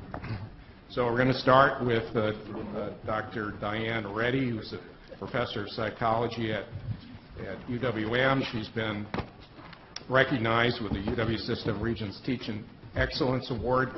I think she has some very good experiences to share with you. Diane? Thanks, Dave. I'd like to acknowledge the UW System Office on Professional and Instructional Development and UWM for supporting the work that I'm going to describe to you. For almost a decade, I've been teaching Introduction to Psychology online to approximately 270 students each semester. Technology has enabled me to create an interactive, data-driven online learning environment for my students. Technology has also enabled me to assess learning through demonstrations of mastery and to provide personalized support to my students. My students can test their understanding of the material and build their fluency with the terminology through review activities that are interactive. In the slide, you see one of these review activities, Beat the Clock. And what my students try to do is to insert the answer before the animated figure gets to the finish flag. My students study small content modules at a time that are engaging. They have graphics, there's animation, there's streaming video, there are lots of point-and-click activities, which is really helpful because there's so many concepts in Introduction to Psychology. My students can go as fast as they'd like or as slow as they need within the bounds of a semester, which is important because so many of my students are balancing college and a job at the same time. My students also like the fact that they can focus on the material and only have to master a small amount at a time to prepare for a quiz, and that they can retake the quizzes with a different set of questions until they attain mastery. It's really meaningful to the students when they get that score of at least 90%. That's the definition of mastery, because the questions are challenging. The questions in the 24 quiz banks in the course require students to actually apply the concepts rather than recall facts. In the development of the quizzes, I used Bloom's revised taxonomy so that those questions really assessed a deep understanding of the material. The students are required to demonstrate mastery, which facilitates their long-term memory storage. And it also strengthens the link between their effort and positive outcomes as they consecutively master each content unit. And it builds a sense of control. Students who perceive control achieve more, have better psychological outcomes, and persist in the face of academic challenges. So there are high expectations for students, but the students are supported in reaching those high performance expectations. Information in the learning management system about student engagement and performance, such as the number of quiz attempts, the quiz scores, the time that's elapsed since the last quiz attempt, is used to determine when and what type of support is needed. All of the students in my Intro to Psychology course receive support weekly or more often as needed. They don't have to ask for help if they need it. Here's an example of the information recorded in the learning management system for a student. This student had consistently worked through the materials and took 7 attempts on quiz 1, achieving a score no higher than 7 out of 10. And you can see on September 9th, he took 4 quiz attempts and then he stopped. There are no quiz attempts from September 10th through September 14th. This change in the student's pattern of behavior suggested to me, that he might be becoming frustrated. And oftentimes disengagement, is common when students start to struggle. Changes are visible at a very early stage when there are frequent low-stakes assessments. Changes in engagement and performance can signal opportunities to intervene proactively. So I acted upon the information and I sent the student an email that I created that you see at the bottom of the slide. This was to get him going again and to help him with the concepts that he was stuck on. And what he did is he, again, went through the online lesson, and then he took another attempt, he passed, he got the required 90%. Now in this email, you can see that it's personalized, it has help with the concepts, and it also has motivational assistance. So acting upon information in the learning management system, I've been able to engage, motivate, and improve the learning of my students. Here you see academic success data for students who received usual support, but not proactive support. The instructors who are giving the usual support responded as they normally would. They answered questions in and outside of class. They held reviews for exams, and they assisted students in, whenever they were requesting help. You can see in this figure that it's presented by economic disadvantage status, which is whether students were Pell Grant eligible or not. And so with the usual support, 41.3% of the students who were not economically disadvantaged earned a final course grade of A or B. And 28.8% of the students who were economically disadvantaged earned that final grade of A or B. In sharp contrast, when the same instructors proactively supported the students, 81.4% of the not economically disadvantaged students earned a final grade of A or B, and 76.6% of the economically disadvantaged students earned that final grade of A or B. Now, the students were randomly assigned to instructional condition. They had the same instructors. They cover the same content. They use the same materials. And there were no differences between the groups that could explain the greater academic success other than the proactive support in the context of mastery. If I focus on the figures for usual support, the two in the blue, you'll see that there is a gap in achievement between the disadvantaged and the not disadvantaged students of 12.5 percentage points. Well, this was reduced to 4.8 percentage points with the proactive support. But perhaps the most interesting thing to me in this slide is comparing the pink bar to the dark blue bar. The pink bar being the economically disadvantaged students receiving proactive support significantly outperformed the not disadvantaged students with usual support. Not only was there greater academic success, there was also greater learning. Significantly greater learning, that the students receiving proactive support scored significantly higher on a proctored cumulative exam measuring the core concepts in Introduction to Psychology. And again, there were no differences that could explain this greater learning other than the proactive support in integrating the mastery requirement. Not only greater academic success and greater learning, there are also gains in self-regulated learning skills. Self-regulated learning is critical to college and career success, as the jobs of today increasingly require workers to acquire new skills and knowledge over time. And what you're seeing here is the mean number of quiz attempts needed to achieve mastery for each of the quizzes. This is for the students who received proactive support and completed all of the quizzes. What there is a striking, statistically significant improvement in rate of mastery, suggesting a gain in self-regulated learning. In the beginning of the semester, the regression line shows that on average, the students needed 7.5 quiz attempts to achieve mastery. But this really drops during the semester. By the end of the semester, they need only 4 quiz attempts to achieve mastery.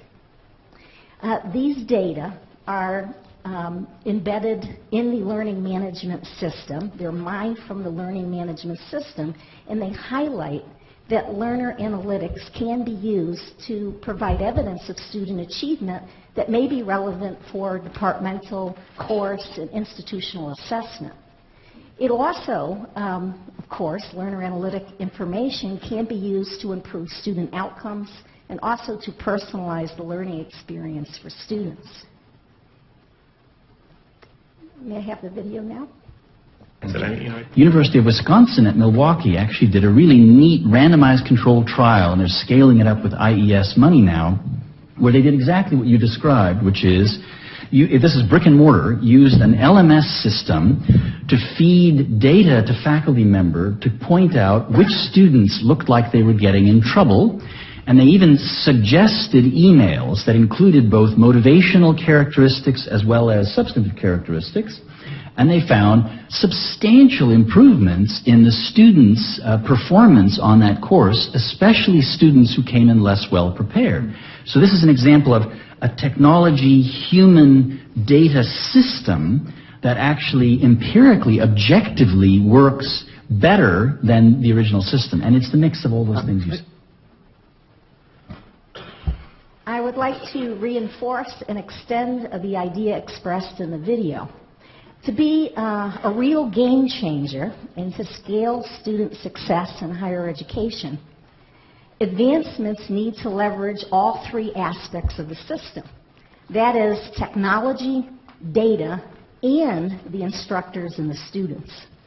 Advancements in learner analytics and more broadly technology are going to enable the monitoring of student progress and behavior and the delivery of adaptive content. It's going to be easier and easier. But it's critically important for us as instructors and institutions to effectively respond to that information. The challenge is to create advancements that allow for truly personalized responses that inspire students to take control of their learning and motivate and empower them to tackle challenges. Thank you.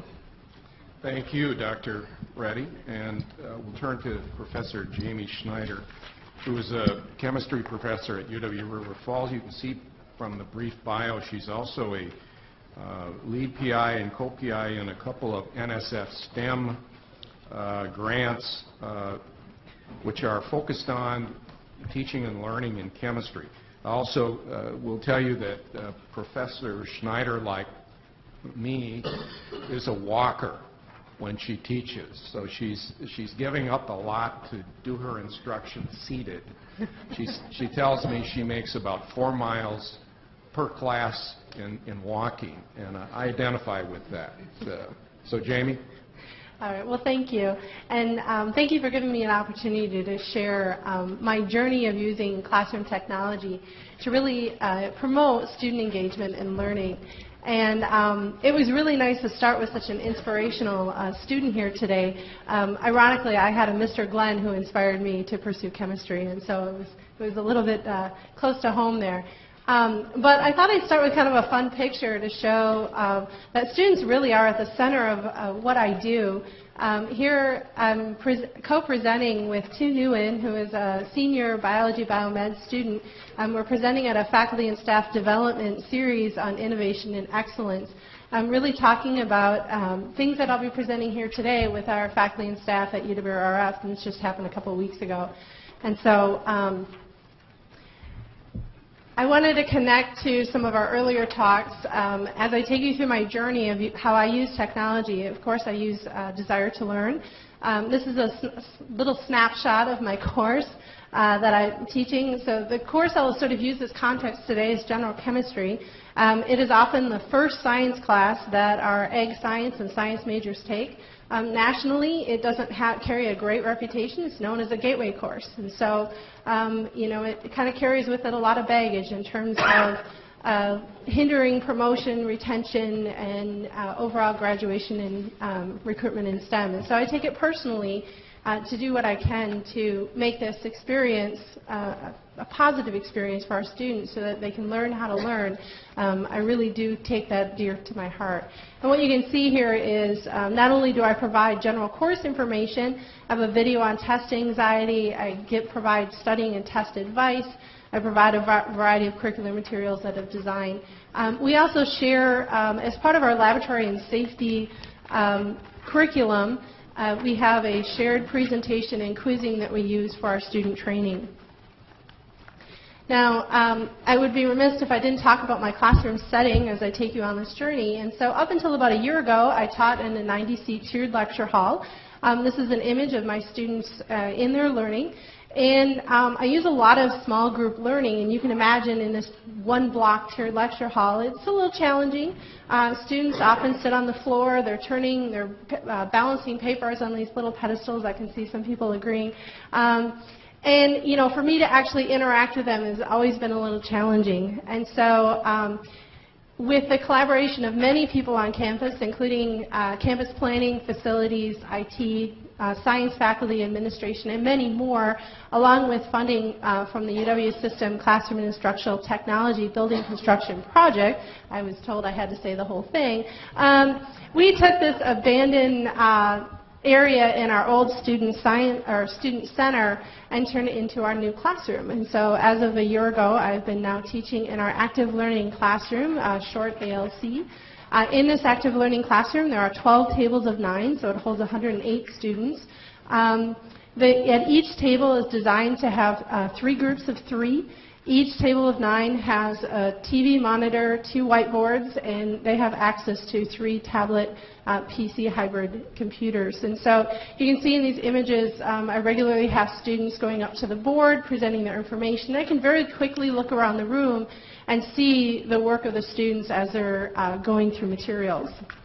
Now, I thought of course I'm a chemist, so I have to have a little chemistry in my talks, but I thought I'd use a central theme in chemistry to really help show you how I use technology to promote student learning. And so the central theme that's really critical to my course and is shown time and time in the literature to be an area of difficulty for the students is that we expect students to readily move from macroscopic or sensory concepts, to particulate level explanations and diagrams, to symbolic and mathematical relationships. And this really requires a high level of understanding, a high level of learning in the students. And these are first semester freshman students. And so there's a large learning gap that has to occur in my class. And so I use a variety of technologies to support this, from images and animation to tactile to online homework to laboratory. And here shown are some of the LabPro devices that we use that interface with computers as we collect data. So I thought I'd take you through some of these. First of all, we can use overheads and document cameras to capture live demonstrations. I'll show you that in a minute. I use, obviously, PowerPoint, as I'm doing here, to show you images, close-up views.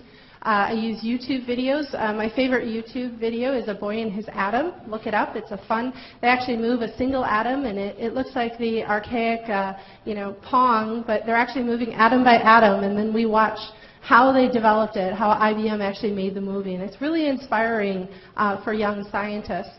And then I'll describe later the idea of these interactive simulations. And so here are some images of me using classroom technology for demonstrations. Dr. Earl Blodgett, our physicist, also uses the ALC. And here you have students doing the demonstration, but you can see it's projected around the room. And so very quickly we can take what's at a small station using our overhead camera and project it around. In the lower left corner, I'm doing a demonstration. I'm simply having them observe making a mixture. And I want to point out that the picture was taken when I was magnified out, but I can zoom all the way in on the solution. I actually can zoom in on single crystals. The camera is that good now. And so that was our original macroscopic observation, and from there we start to look at a particulate level observation. We start to look at it through symbolically, and so really trying to make those connections with my students. The image on the right was really just staged. It's just me putting droplets of water on wax paper, but I actually do use that as well. I have students observe droplets of water, and if you've ever noticed, when two droplets get close, they suddenly stick together. And so, of course, I'm going to ask you to kind of think about that later. So here we have a PhET interactive simulation. I'll have you play the video. Oops. What? Well, we were doing good. Let's try again. I'll have you play the video. Perfect. All right, so this is an online video. This was developed by the University of Colorado Boulder for physics and chemistry. And essentially what you're seeing is my students can explore both macroscopic observations of conductivity increasing, and they can look at how particles interact in a solution, and they can look more deeply at how the water molecules interact. And so really taking students through these different levels through a live animation. It's actually an interactive animation. I just did a quick screenshot for you, but the students would have all the tools to actually do the program. And we use guided questions to take them through these live simulations. Now, the tactile. So at your tables they are haptic technology, which is really sensory technology. So I'll give you about 30 seconds to play with this haptic technology. And as you play, I want you to think about what you feel, what you notice. Are there differences? I've got them kind of spread around the room, so play away, but I will collect them later. They are a little expensive. Don't do that, whatever you do.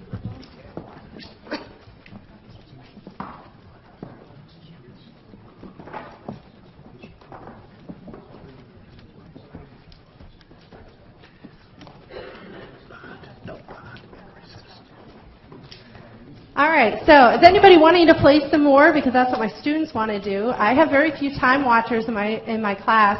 I often have to tell my students, oh, it's actually time to go now.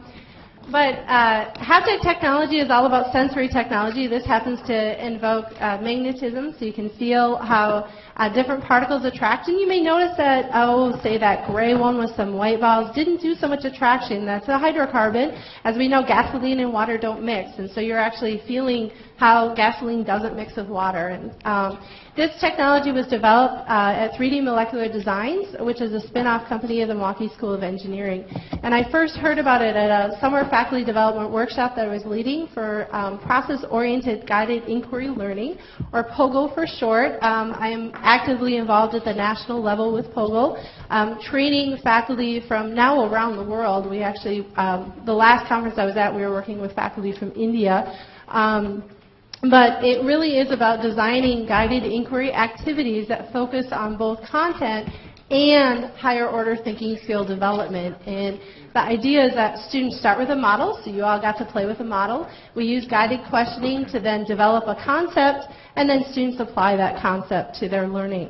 Now, this is a picture of my students using these activities live in my classroom and me wandering around facilitating their engagement. They have a worksheet that guides them through how they interact with the materials. So I mentioned POGO, and then I facilitate that learning, and at different times during that learning I do pause to take information. Maybe they write it on the board, maybe they use a clicker. And so at your tables, those little white devices are classroom response systems, and so I'll have David hold up his little clicker there.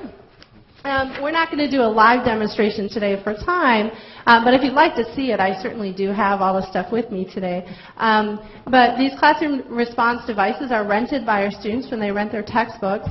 Many of our faculty use them. In fact, I asked our textbook services, how many students on campus are using these? And they said anywhere from a sixth to half. It really varies dramatically depending on how many students. And that's just by student. Many of the students are using in multiple classes. Here, an important part of learning is to assess the students before and after instruction. Before instruction, it triggers past memories. A lot of my students are required to take high school chemistry, and so I'm really bringing up those past memories. It also helps me recognize any student preconceptions that might interfere with the instruction. And so as I'm facilitating the learning, I can step in real quickly as I hear those things coming up. And one thing you might notice is the correct answer is A. This is live classroom data, and yet you can see the majority of them are thinking C. Now, post-instruction, so after they had a chance to interact with the models, I asked a similar question, and now you can see that the correct answer, which in this case happens to be C, the majority of students have shifted to that. Now I have some different responses that I can do. I can simply have the students summarize, or I could summarize and we can move on.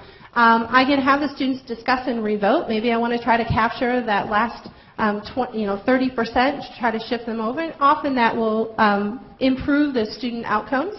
I may, if it's not looking real good at all, I may stop, reteach, do a short lecture, do an activity, do a problem to try to, in real time, intervene with the learning, so much like we were hearing in an online platform. And this pedagogy is described as peer instruction, and if you want to learn more about it, Dr. Eric Mazur, a Harvard physicist, has a whole website devoted to peer instruction in the classroom. Now, I should mention that in addition, after the classroom experience, the students continue to work on materials. I use a published online homework system called Mastering Chemistry. So go ahead and play that video. So in this online homework system, again, this is just a little snapshot of my class. I have all of my different assignments posted. The students can go to the assignment once it's posted, work on it until it's due. At any given time, I can go in, I can look to see how the students are doing on each individual problem. And if I see that there's a particular problem that's not performing as well, I can look more deeply into that problem, see what the students were asked. Obviously, I already know because I picked those problems for the assignment, but I can look again. And what I really like about this system is it compares the system average to my students. And so I can also look to make sure that how my students are doing is consistent with a national perspective in general chemistry. And so it's really important for our students that are going beyond for graduate school, med school, and so on. And so one of the things that I noticed here was this particular problem wasn't performing as well. It turns out this is an area that our students classically have struggled with. And I can look to see what the wrong answers were, what the issues. And the system is smart enough to actually give the students a hint that if they see 1.16, it knows that this is probably the mistake they made. It gives them the hint. They have multiple attempts to do each problem. They also have a guided tutorial associated with each problem that was developed by listening to faculty members. And so it's a really powerful system that I can use in guiding that student learning outside the classroom. Now, along with the lecture component, we also have a laboratory component for our course, and this is really where our students can connect theory to practice. I mentioned probeware, so here is the image of our students, actually not my students, I pulled this off of Veneer, which is the probeware that we use, dissolving salt in water and looking at connectivity. Now all of you have those green and blue balls at your table and some water, and you could actually mix them together and you would actually be dissolving salt in water. And at this point they can connect that theory to practice, and they can build laboratory and technical skills that are important for overall skill development of our scientists, and they can also use evidence-based reasoning in this process. Now, I do want to thank you for this opportunity. I have several people to thank, including Kathy Helgerson, Ann Loyal, and Greta Stark. Kathy is our photographer on campus. Ann Loyal is a graduate student at the University of Minnesota. I've had a deep and strong collaboration with Jillian Rohrig at the University of Minnesota STEM Education Center. Ann is actually the third graduate student that I've been working with, and they've been coming into my classroom to actually study how these haptic technologies, the sensory technologies, and the curriculum developed with them is really touching our students in terms of learning, in terms of attitude changes. Anne is actually taking a step further. She's looking at the classroom environment, this active learning classroom, and really studying the effects of that on our students and their student learning. And Greta is actually a journalist for the River Falls Journal who came in and did an article on the active learning classroom. I should mention I use Camtasia Relay and Kaltura Media Space to capture the videos that you watched. And I want to put a little plug. I started with our faculty development series, and this is another image from our faculty development series on innovation and excellence. Here are some faculty actually working with the technology, and it really is important that there's time to share and interact with the technology. Peer-to-peer, faculty-to-faculty, to really look at how we can use this to effectively promote student learning and engagement. So thank you. Thank you very much. We have time for a question or two.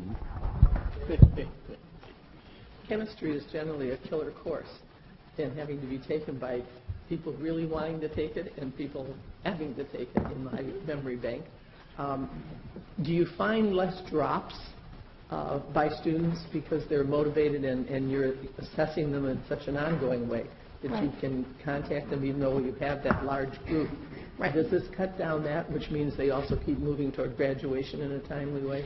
So I can speak to that on two levels. I can speak to that in a personal level. The faculty in our department use a lot of interactive lecture techniques, which are a step above just simply talking to students. And when I compare the interactive lecture techniques to this movement to sort of one step up on the continuum to using a lot of group and team-based, we do see a shift in the overall grade points, in the overall performance on standard exams, and a reduction in the DFW rates. I'm actually in the process of doing a longitudinal study looking at how students progress all the way through our 4-semester sequence. And so hopefully in the next year, we're working on the data right now. But nationally, what I can tell you is that POGO curriculum originally started in chemistry. It's been studied in several different environments, and that is a common outcome, that we see a reduction in DFWs and an increase in overall grade points. And so people are starting to look to that next course and that next course. And as you can imagine, that is a long-term study that we're working on. Great. Regent Vasquez. Professor Reddy, could you elaborate a little bit more on the concern that I have is how long can a student continue to keep trying and trying and trying, and at what point do we finally say, it's just not going to work? No matter how many times you keep taking the test. My concern is both time that the student is spending, and also if the student is even permitted to drop the course, re-register at another time, the cost that the student is incurring. How do we avoid those instances where it's evident that this is either a class or, for that matter, even an academic area in general, that the student shouldn't be? What is the counseling? How do you flag those situations? Well, the first thing I'd like to say is that, of course, the students can drop the course. But I have an unwavering belief in students. When I see that students are struggling, I truly believe that they can. They're just struggling at that moment, and get them past that, and they can be successful. So certainly they're not going to have every student be successful. But compared to the conventional instruction, the students are being more successful. So it is difficult and it is a challenge for a lot of students, you know, for the very first time in some cases, to actually reach that benchmark of getting an A in order to progress to the next unit. But the vast majority, and this is, I think, the important point, the vast majority of those students, and more students than in the case of the face-to-face instruction that's conventionally taught, are being successful. And it is in the bounds of the semester. Let me be even more specific as to what I'm trying to get to is, in the work environment, there are many times when there is a fixed due date. The Board of Regents meeting is on Thursday. You're finishing your PowerPoint on Friday is of no usage to us. You got to get it done. Or number two, you know, we got to get it right rather quickly, and we just can't keep trying and trying and trying. In the work environment, the supervisor, the company owner, isn't going to keep saying, go back, try it one more time. Go back, try it one more time. Go back. At some point, the supervisor is just going to say, you know, I think we have a mismatch here. That's what I was trying to get, is how do we not build a false sense of what is going to be expected of students in the future? Well, there is a firm deadline at the end, and that is the end of the semester. And you pay the price, in a sense, if you aren't able to be successful, because then they will not be passing, or they'll have a grade that is going to be short of that. So I don't think that it's giving them a false sense of what the real world is going to be like. And I think what it is doing is it's really teaching them how to time manage and how to focus. Because they may start off, you know, that was a student on quiz 1 that you saw in the example. And the good news is that they get better and better and better and better over the course of the semester. And they get better at acquiring knowledge, at being successful, and of learning those skills that they do need for the real world to be successful. And so I look at this type of course, my Introduction to Psychology course, is kind of an intervention to get people to exactly where we need them, and as you're describing. Thank you. Regent Higgins. Thank you. Excellent presentation. But I have a question, probably very much a beginner's question. We talked about, with Dawn and Bob, talked about kind of online courses. You guys, as I understand it, and I hope I'm not wrong, are talking about courses that are, you know, people are in the classroom and you're using specific technology to be more efficient at understanding what needs to be taught and how. Are these just two different sides of a coin? That you could teach your courses online using the same kinds of assessment tools, or are these mutually exclusive, and if so, how come? The course that I described to you, my Intro to Psychology course, is completely online. That was a completely online course. And Jamie's. Right, so my course is completely face-to-face, but I think one of the things that I hope I convey is that there really is a blending of the two, that even though my course is a traditional face-to-face course, I'm still using many of those online strategies to encourage learning beyond those 4 hours, or well, in my case, 7 hours a week of classroom instruction. So when I taught a couple summers at the University of Minnesota, one of the things they were looking at is actually a hybrid model where they had a couple hours of online instruction matched with 1 hour a week in an active learning environment, and so that they could get the best of both worlds. So you could get that personal connection with the students and the faculty. And one of the things as we study this, it really is important to have that student-student and student-faculty discourse to moderate the learning. That facilitation of the learning is just as important as the curriculum materials, and so anything that kind of helps facilitate that. But then there's also this blending that can happen in this online environment. And so I don't think they're mutually exclusive, but I think we have to be very cautious that we're capturing the best components of both. Thank you very much. Would you help me thank Professors Reddy and Titus?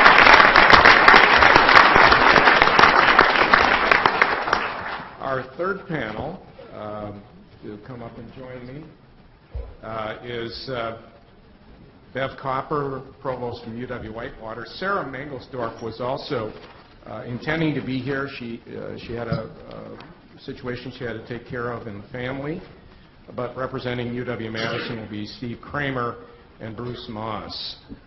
You have the bios of most of the folks here.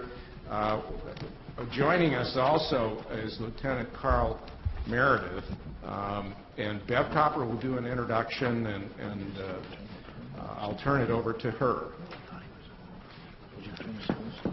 Thank you, Vice President Ward and members of the board for giving us this opportunity to talk about instructional technology. And Lieutenant Colonel Carl Meredith is the Administrative Executive Officer at headquarters for the 64th Troop Command, and also was on our campus. We had the privilege of having him on our campus related to our ROTC program, so it's great to have him here. It's always great to see him. In many ways, when you have to love technology. There we go. In many ways, we operationalize instructional technology, as did Steve Jobs, in focusing on the intersection of technology and liberal arts. And our faculty and staff take every opportunity, both in and outside of the classroom, to be innovative and to use technology to provide our students certainly with a world-class, cutting-edge, hands-on education that in many ways does actually connect them with the world and certainly prepares them for the future. We build capacity in this regard and make this happen in the use of technology through our Learning Technology Center and through faculty and staff development programs such as our Summer and Winter Institutes for online and blended teaching. And certainly staying current requires a significant time commitment by our faculty and staff, and that can be one of the challenges associated with instructional technology. Currently, we are all focused on how the budget cuts will impact our futures and our missions, and at the University of Wisconsin-Whitewater, a critical part of our mission is serving non-traditional students. And this includes our student veterans and our student military personnel. And that mission, coupled with our commitment to the Wisconsin idea, led us to the integration of the virtual battlefield systems too into our ROTC program. And at this time, I would like to hand it over to Lieutenant Colonel Meredith, who will talk about that program, and he was there when that was launched.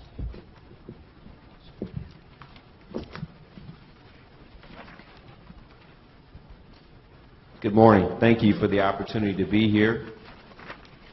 As Dr. Copper alluded to, I was previously a professor of military science with the University of Wisconsin-Whitewater and also a department chair for their ROTC program. And I want to say it was a pleasure to work at UW-Whitewater for a number of reasons, but one, because of the spirit of innovation that was there and the commitment to utilize technology as a tool to actually educate and develop students. In our program, our key emphasis, one of our key emphasis, was to infuse and leverage technology in the way that we instructed, trained, developed students. Our mission as an ROTC program was to develop adaptive, critical thinking, agile leaders of character. So we use technology not just for the sake of using technology. We actually use technology because we wanted to find ways that would allow us to, at the end of the day, effectively prepare our students who would eventually become Army officers to do the ultimate test of going out on the battlefield and defending our nation. So we use technology in that way in particular. So one of the examples of the way we incorporated technology was through the integration of a program called Virtual Battlefield Systems. And in a nutshell, it's the Army's equivalent of a gaming system that is used to create an opportunity to replicate training scenarios. So what we did was we asked the question, how can we replicate the experience that our cadets would have when they go down to summer camp at Fort Knox every year, and so that we could actually train on campus and prepare them for what they would see at Fort Knox in Kentucky in the summer. So we actually took the map modules for VBS2, and we took everything that they would see at Fort Knox, Kentucky, and replicated it in a virtual world. So our cadets at UW-Whitewater got an actual opportunity to train just as if they were down at Fort Knox, Kentucky for a period of 2 months, so that when they actually got down to Fort Knox, Kentucky, they were very familiar with the training scenarios that they were going to actually see. So I'm going to run the video, and then I'll talk a little bit more about how we use VBS2 as well as other techniques.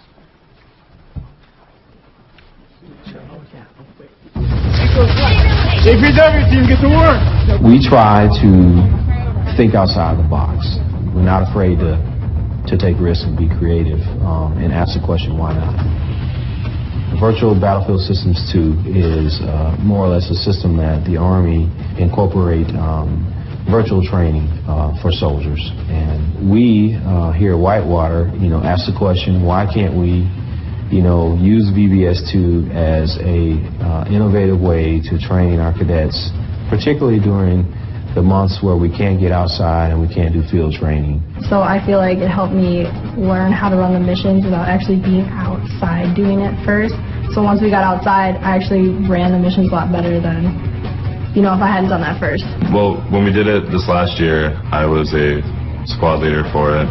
It was actually my first experience with being in a squad leader position of running a mission, so it was really nice to get a hands-on doing it on a computer versus actually being thrown out into it right away. Once they get everything set up, you can pause it and you can go to this aerial view, and so you can see exactly how they're laid out, exactly if cooking an ambush or something like that. We can see exactly if they're online, what their spacing is, how far off the road they are. Every scenario can be fully customized to whatever that unit's needs are and what they want to do. So we can give them the type of vehicles they want, we can build the characters to the exact loadout that they're going to use for those soldiers, and we can do air assault missions, airborne missions, mounted missions, dismounted missions, stability and support operations. Again, it just comes down to the imagination of the unit that wants to do, and ultimately what the commander's training objective is. There's no, or I should say very little cost associated with using VBS2 technology in terms of, again, going to a military installation, time on the road, traveling, drawing barracks, drawing training sites, getting the cadets out to the training sites. We save time, we save resources, and we can maximize our training effort using VBS2. One of the unique twists that we incorporated this last iteration was we developed a partnership with a local National Guard unit, Alpha Company 257, and we married up with them to arrange for a joint operation where we did VBS2 training here on campus, and then we battle-handed off the capabilities to them for a drill weekend. It's kind of a unique way where we are, again, trying to promote partnerships and synergy with other local units to utilize the training as a resource and opportunity for their soldiers. Now there's a program out there in the virtual world that was developed and innovated by Whitewater ROTC that's being used by other programs across the nation. So some of the things that you saw in this video that I think are really unique to the way we've used technology at Whitewater is, obviously, we use an existing system. We developed a relationship with an Army entity to recreate a training opportunity for our cadets. But you also saw in there the actual weapon systems that those cadets were using. Those systems are actually produced by a company right here in Wisconsin.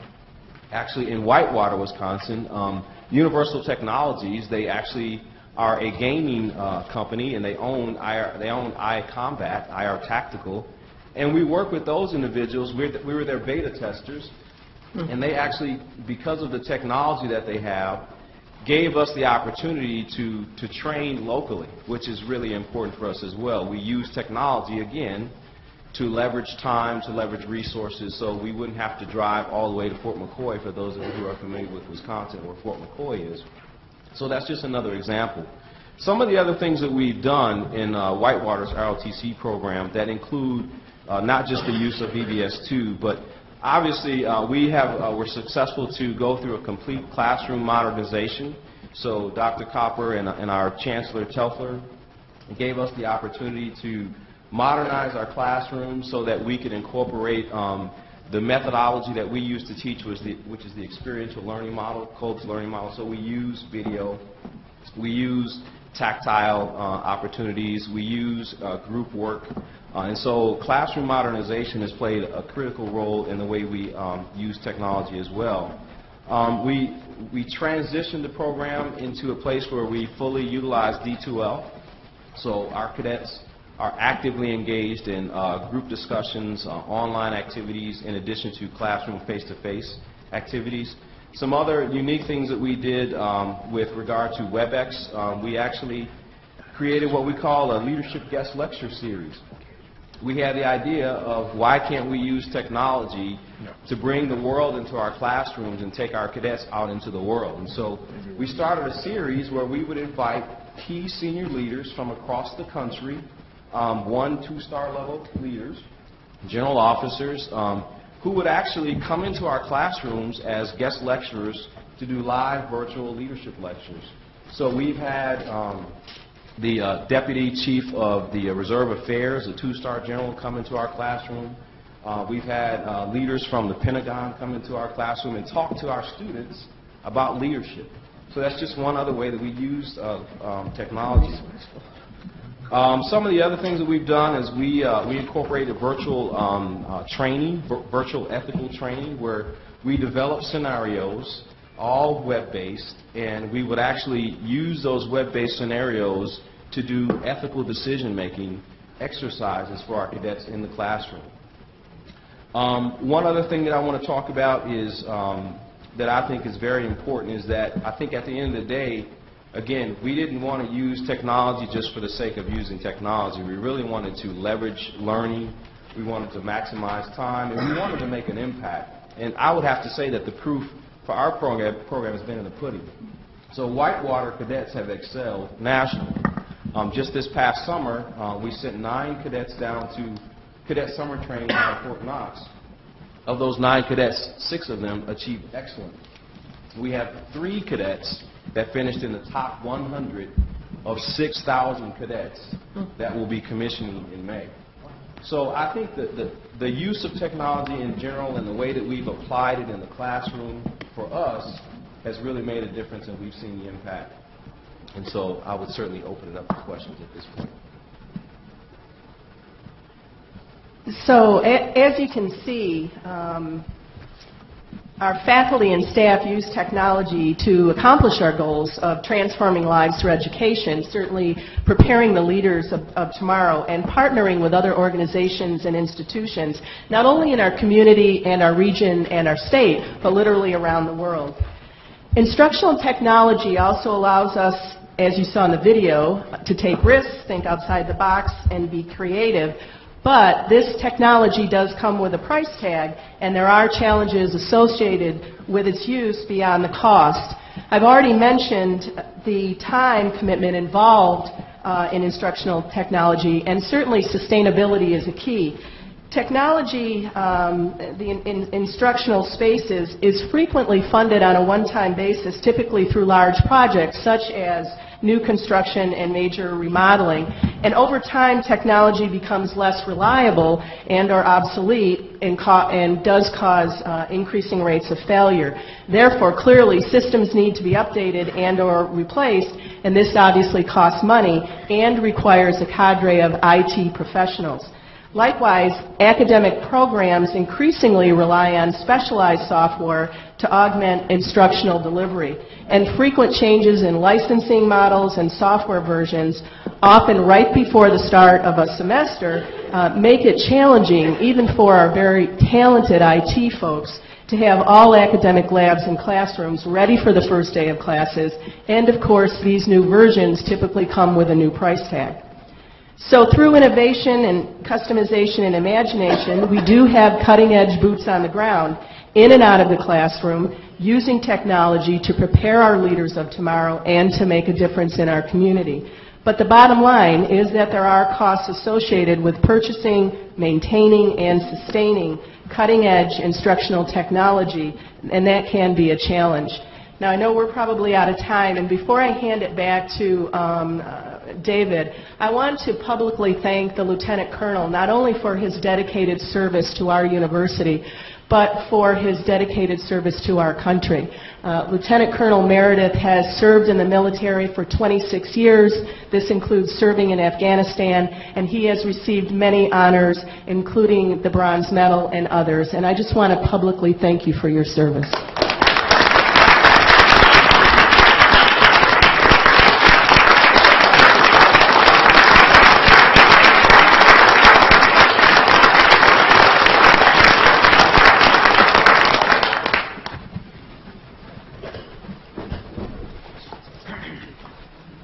Our final two panelists, and I've warned them that they are the only barriers between you and lunch, are in the hot seat, but I think they are consummate professionals. So Steve Kramer is Vice Provost for Teaching and Learning at UW-Madison. He's the author of more than 125 research publications, holds 3 patents, and is a registered professional engineer. I threw that in for the benefit of President Frost. But he is a member of the UW-Madison Teaching Academy and was awarded the Chancellor's Distinguished Teaching Award. Steve? Thank you. Thanks for this opportunity. So I'm going to pile on a little bit. You've heard all morning about what technology enables, and I'm going to pick up on that theme once again. Of course, it's not about the technology itself. It's about what is enabled. And you've seen quite a number of great examples of that this morning. So, how many of you have experienced learning in this way at least once? Raise your hand. You've been sitting there a long time. If it's been more than once, raise your other hand. Yes, indeed. So technology enables changing the pedagogy. And what you see here, of course, is the expert on the stage, students observing. They hopefully are taking notes. But the research shows that this is not a particularly effective way to learn. And students of today, I think it's even less so in general. So we've had a project at UW-Madison to change this picture to that picture. And this is students doing. This is what employers tell us they want graduates to be able to do things. And not just observing, but active learning. Now, there's 3 aspects to get here that I would like to highlight. And they've been mentioned, but I'm going to say them all 3 together. One is you need the physical infrastructure to be able to teach in this new way. Secondly, you need the digital infrastructure to be able to support it. And then thirdly, you need faculty with an ability to teach differently than the way they probably learned. And you know, almost all of us, even the student regents, I believe, were raising their hands. The lecture is still pretty prevalent on our campuses, and it's going to take us a while to change. So for this project at UW-Madison, our opportunity was in Wendt Library, and on the 4th floor. It's actually not quite as dark as it appears on the screen, but there are lots of students in there squeezed between stacks of books, and this particular collection was seeing less and less circulation every year. So it was starting to become rather expensive storage. And this active learning concept that you've heard about requires large open spaces. So there was an opportunity here to take the books out, create this large open space where a new kind of instruction could occur. And we did that. We know that there's such an ingrained image of what a library is. We changed the name to Went Commons. There's still library functions that occur on the other floors, but on this 4th floor is home to WISL, the Wisconsin Collaboratory for Enhanced Learning, technology-enhanced collaborative learning space. You've seen some of that already today, and it enables faculty to deliver education in a new way. So this is what that same space that had the bookshelves in it looks like now. There's circular pods where, you know, teams of 6 students sit and interact. It's wired. There's power. There's devices available for students that may not have a device. There's digital monitors mounted up on the columns so that each pod can project up what they might be working on. There is still an instructor faculty in the room, and they're moving from group to group to group, much as what you've heard already. In fact, he's right there in this picture, if you can see that.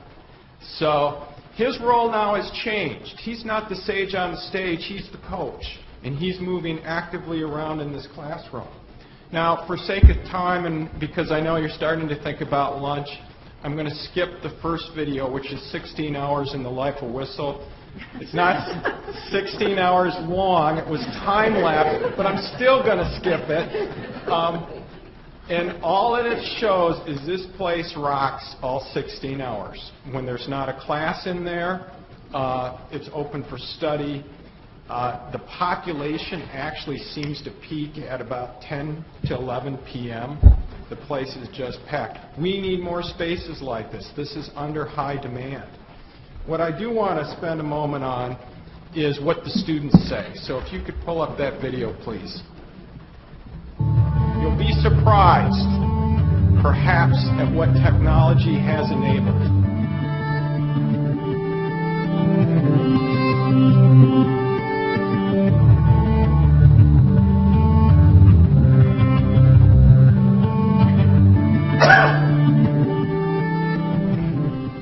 I think it's in 2 ways that your experience here is really unique. One is that you really get a relationship with the professor that you don't get all the time because he's walking around and you can ask him questions directly and things like that, that it really allows you to kind of get to know him better. So especially as you advance in your major, it allows you to just kind of know the engineering professors. What's nice is that I actually get to meet the professor apart from the 5 minutes that I spend on the first day just introducing myself. I get to talk to him and ask questions. I'd like to say it's casual and it's more comfortable than the typical instructor plus huge lecture setting, and I feel like it's very helpful for me specifically because I can gauge where I am in the class by talking with my peers and us working together to see where we are or like what we understand. I get to be a part of what's going on and not just observing. You know, it's very interactive.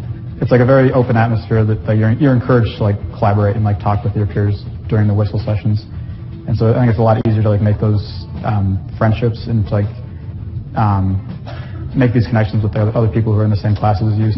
Like not only are we getting lectures, we're also getting exercise time, like time to work with our fellow students. It's almost like a study group created for us, you know? Now you have other kids who understand where you're coming from while you're doing class problems, helping you out. So that's one interesting thing that's definitely way different than any class I've had before. I would rather have all my lectures here than go to a big lecture hall with 200 people. It's more, I think, efficient. You know, you get your question answered right away. The interaction with them is it's off the charts. Just like if there's like a problem, I'm stuck with it, and they're there to help me like get through a concept like on the drop of a hat. And I think the second way then is that, especially in engineering, where courses are so much focused on problem solving and knowing how to approach different situations, that the whole course in WISL is focused around solving problems and doing actual examples, and I think it just allows you to find better ways to approach problems and to solve problems. You could hear if other people at other tables are asking the same questions that you are, So even though you're still in your small group where you're helping each other out, if a bunch of people don't understand, or you hear someone else who needs some help with something, you can go over and help them or get help from that person. And you can just throw up somebody's screen onto the nearest television. I think that's great. That way it's easier for you to share a monitor. I think this mimics the real world very well because, in a way, when we go to do a project in large groups, we're not just going to be sitting cubicle by cubicle. We'll probably get together and work just like how Whistle is kind of set up. I mean, at a lecture hall, you're just following the professor's pace. So it's more catered to the students. I like the way that I learn. I like doing the maximum amount of problems and having help the maximum amount of problems because you get in-class problems and the homework is harder than the in-class stuff, but at least now you have a pretty good ground understanding. Where you do this thing, it's like a reverse classroom. It makes it a lot more interactive. It definitely helps with my studies. I feel a lot more confident about the material. Definitely learning more on a week-to-week basis so that when I do get to the exams, it's less cramming and more of reviewing the different Whistle exercises. So just like to say I really approve that. Thank you. Okay, if you can take me back to slide.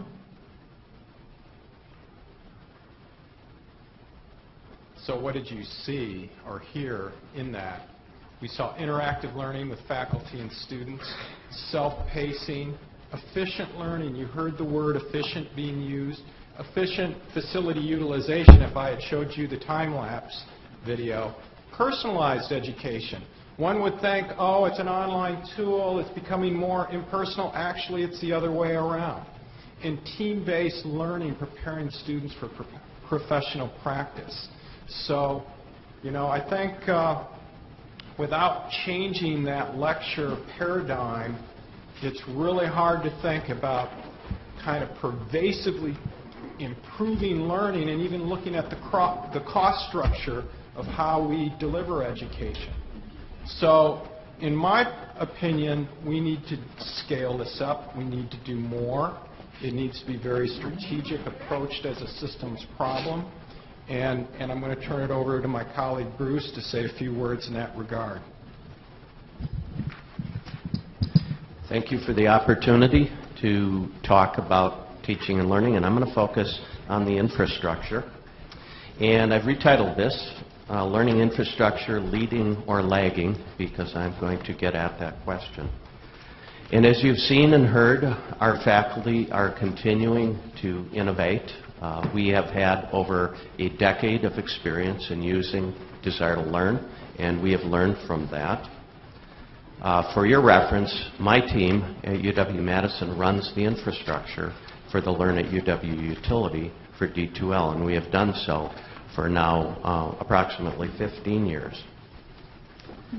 Many of the costs of running infrastructure are like the iceberg that is below the waterline.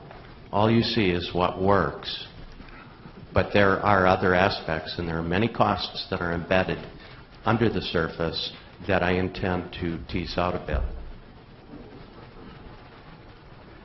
With all this innovation, what has proven still to be elusive has been scaling. So you have heard from individuals such as Professor Reddy about the work that she's done at UW-Milwaukee, which is extremely innovative work and has occurred over a decade.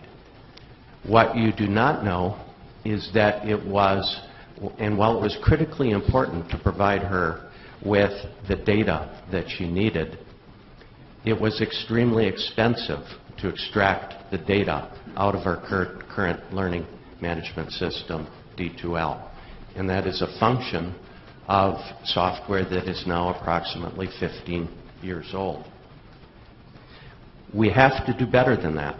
We have to extend this and make it easier for all faculty to be able to get at their data, and not just a select number of individuals and courses. And there is good news on the horizon. Higher ed knows how to do this, and UW-Madison in particular has seen this before.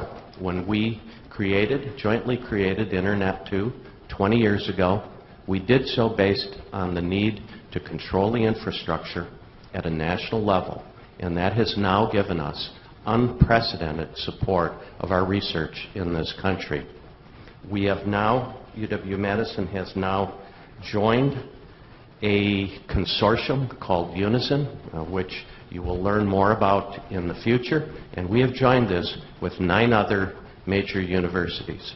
And Unison gives us the opportunity to be able to take control over this ecosystem of teaching and learning, to be able to, through standards, to be able to create flexible infrastructure. It'll let us get at our own data, and it'll do so in a new, affordable way. While we have made tremendous progress as a system in pooling together with D2L, we are now going to take it up to a national level of scale.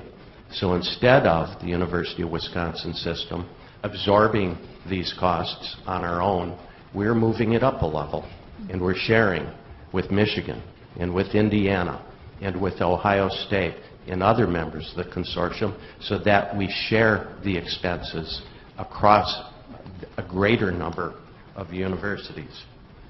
And we will do so and welcome, while UW-Madison is a founding member of Unison, the entire University of Wisconsin system and campuses are welcome participants in this consortium.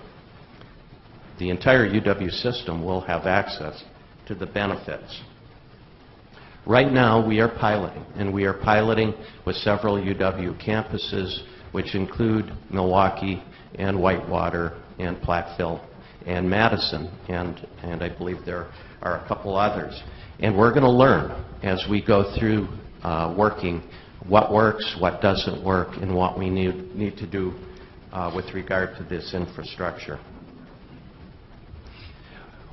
With shared standards in Unison, what we're going to create is a flexible infrastructure, and we're going to do something that we have not been able to do so far, and that is provide a learning analytics engine for the entire UW system.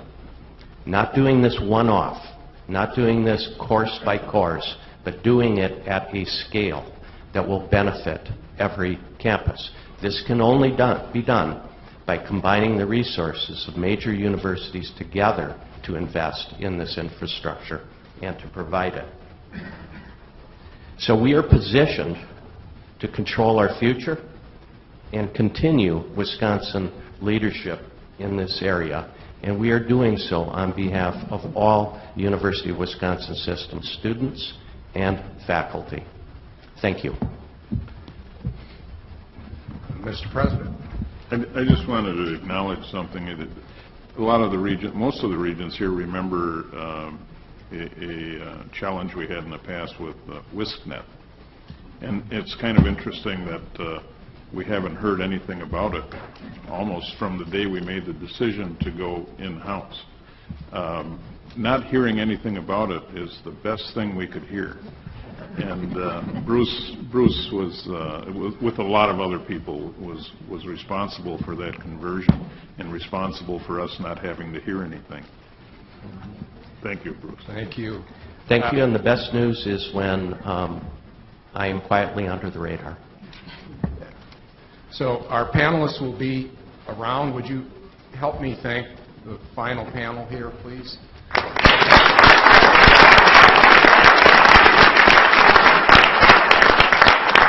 I will spare you a wrap-up, but I'm going to send you a memo with the takeaways in it.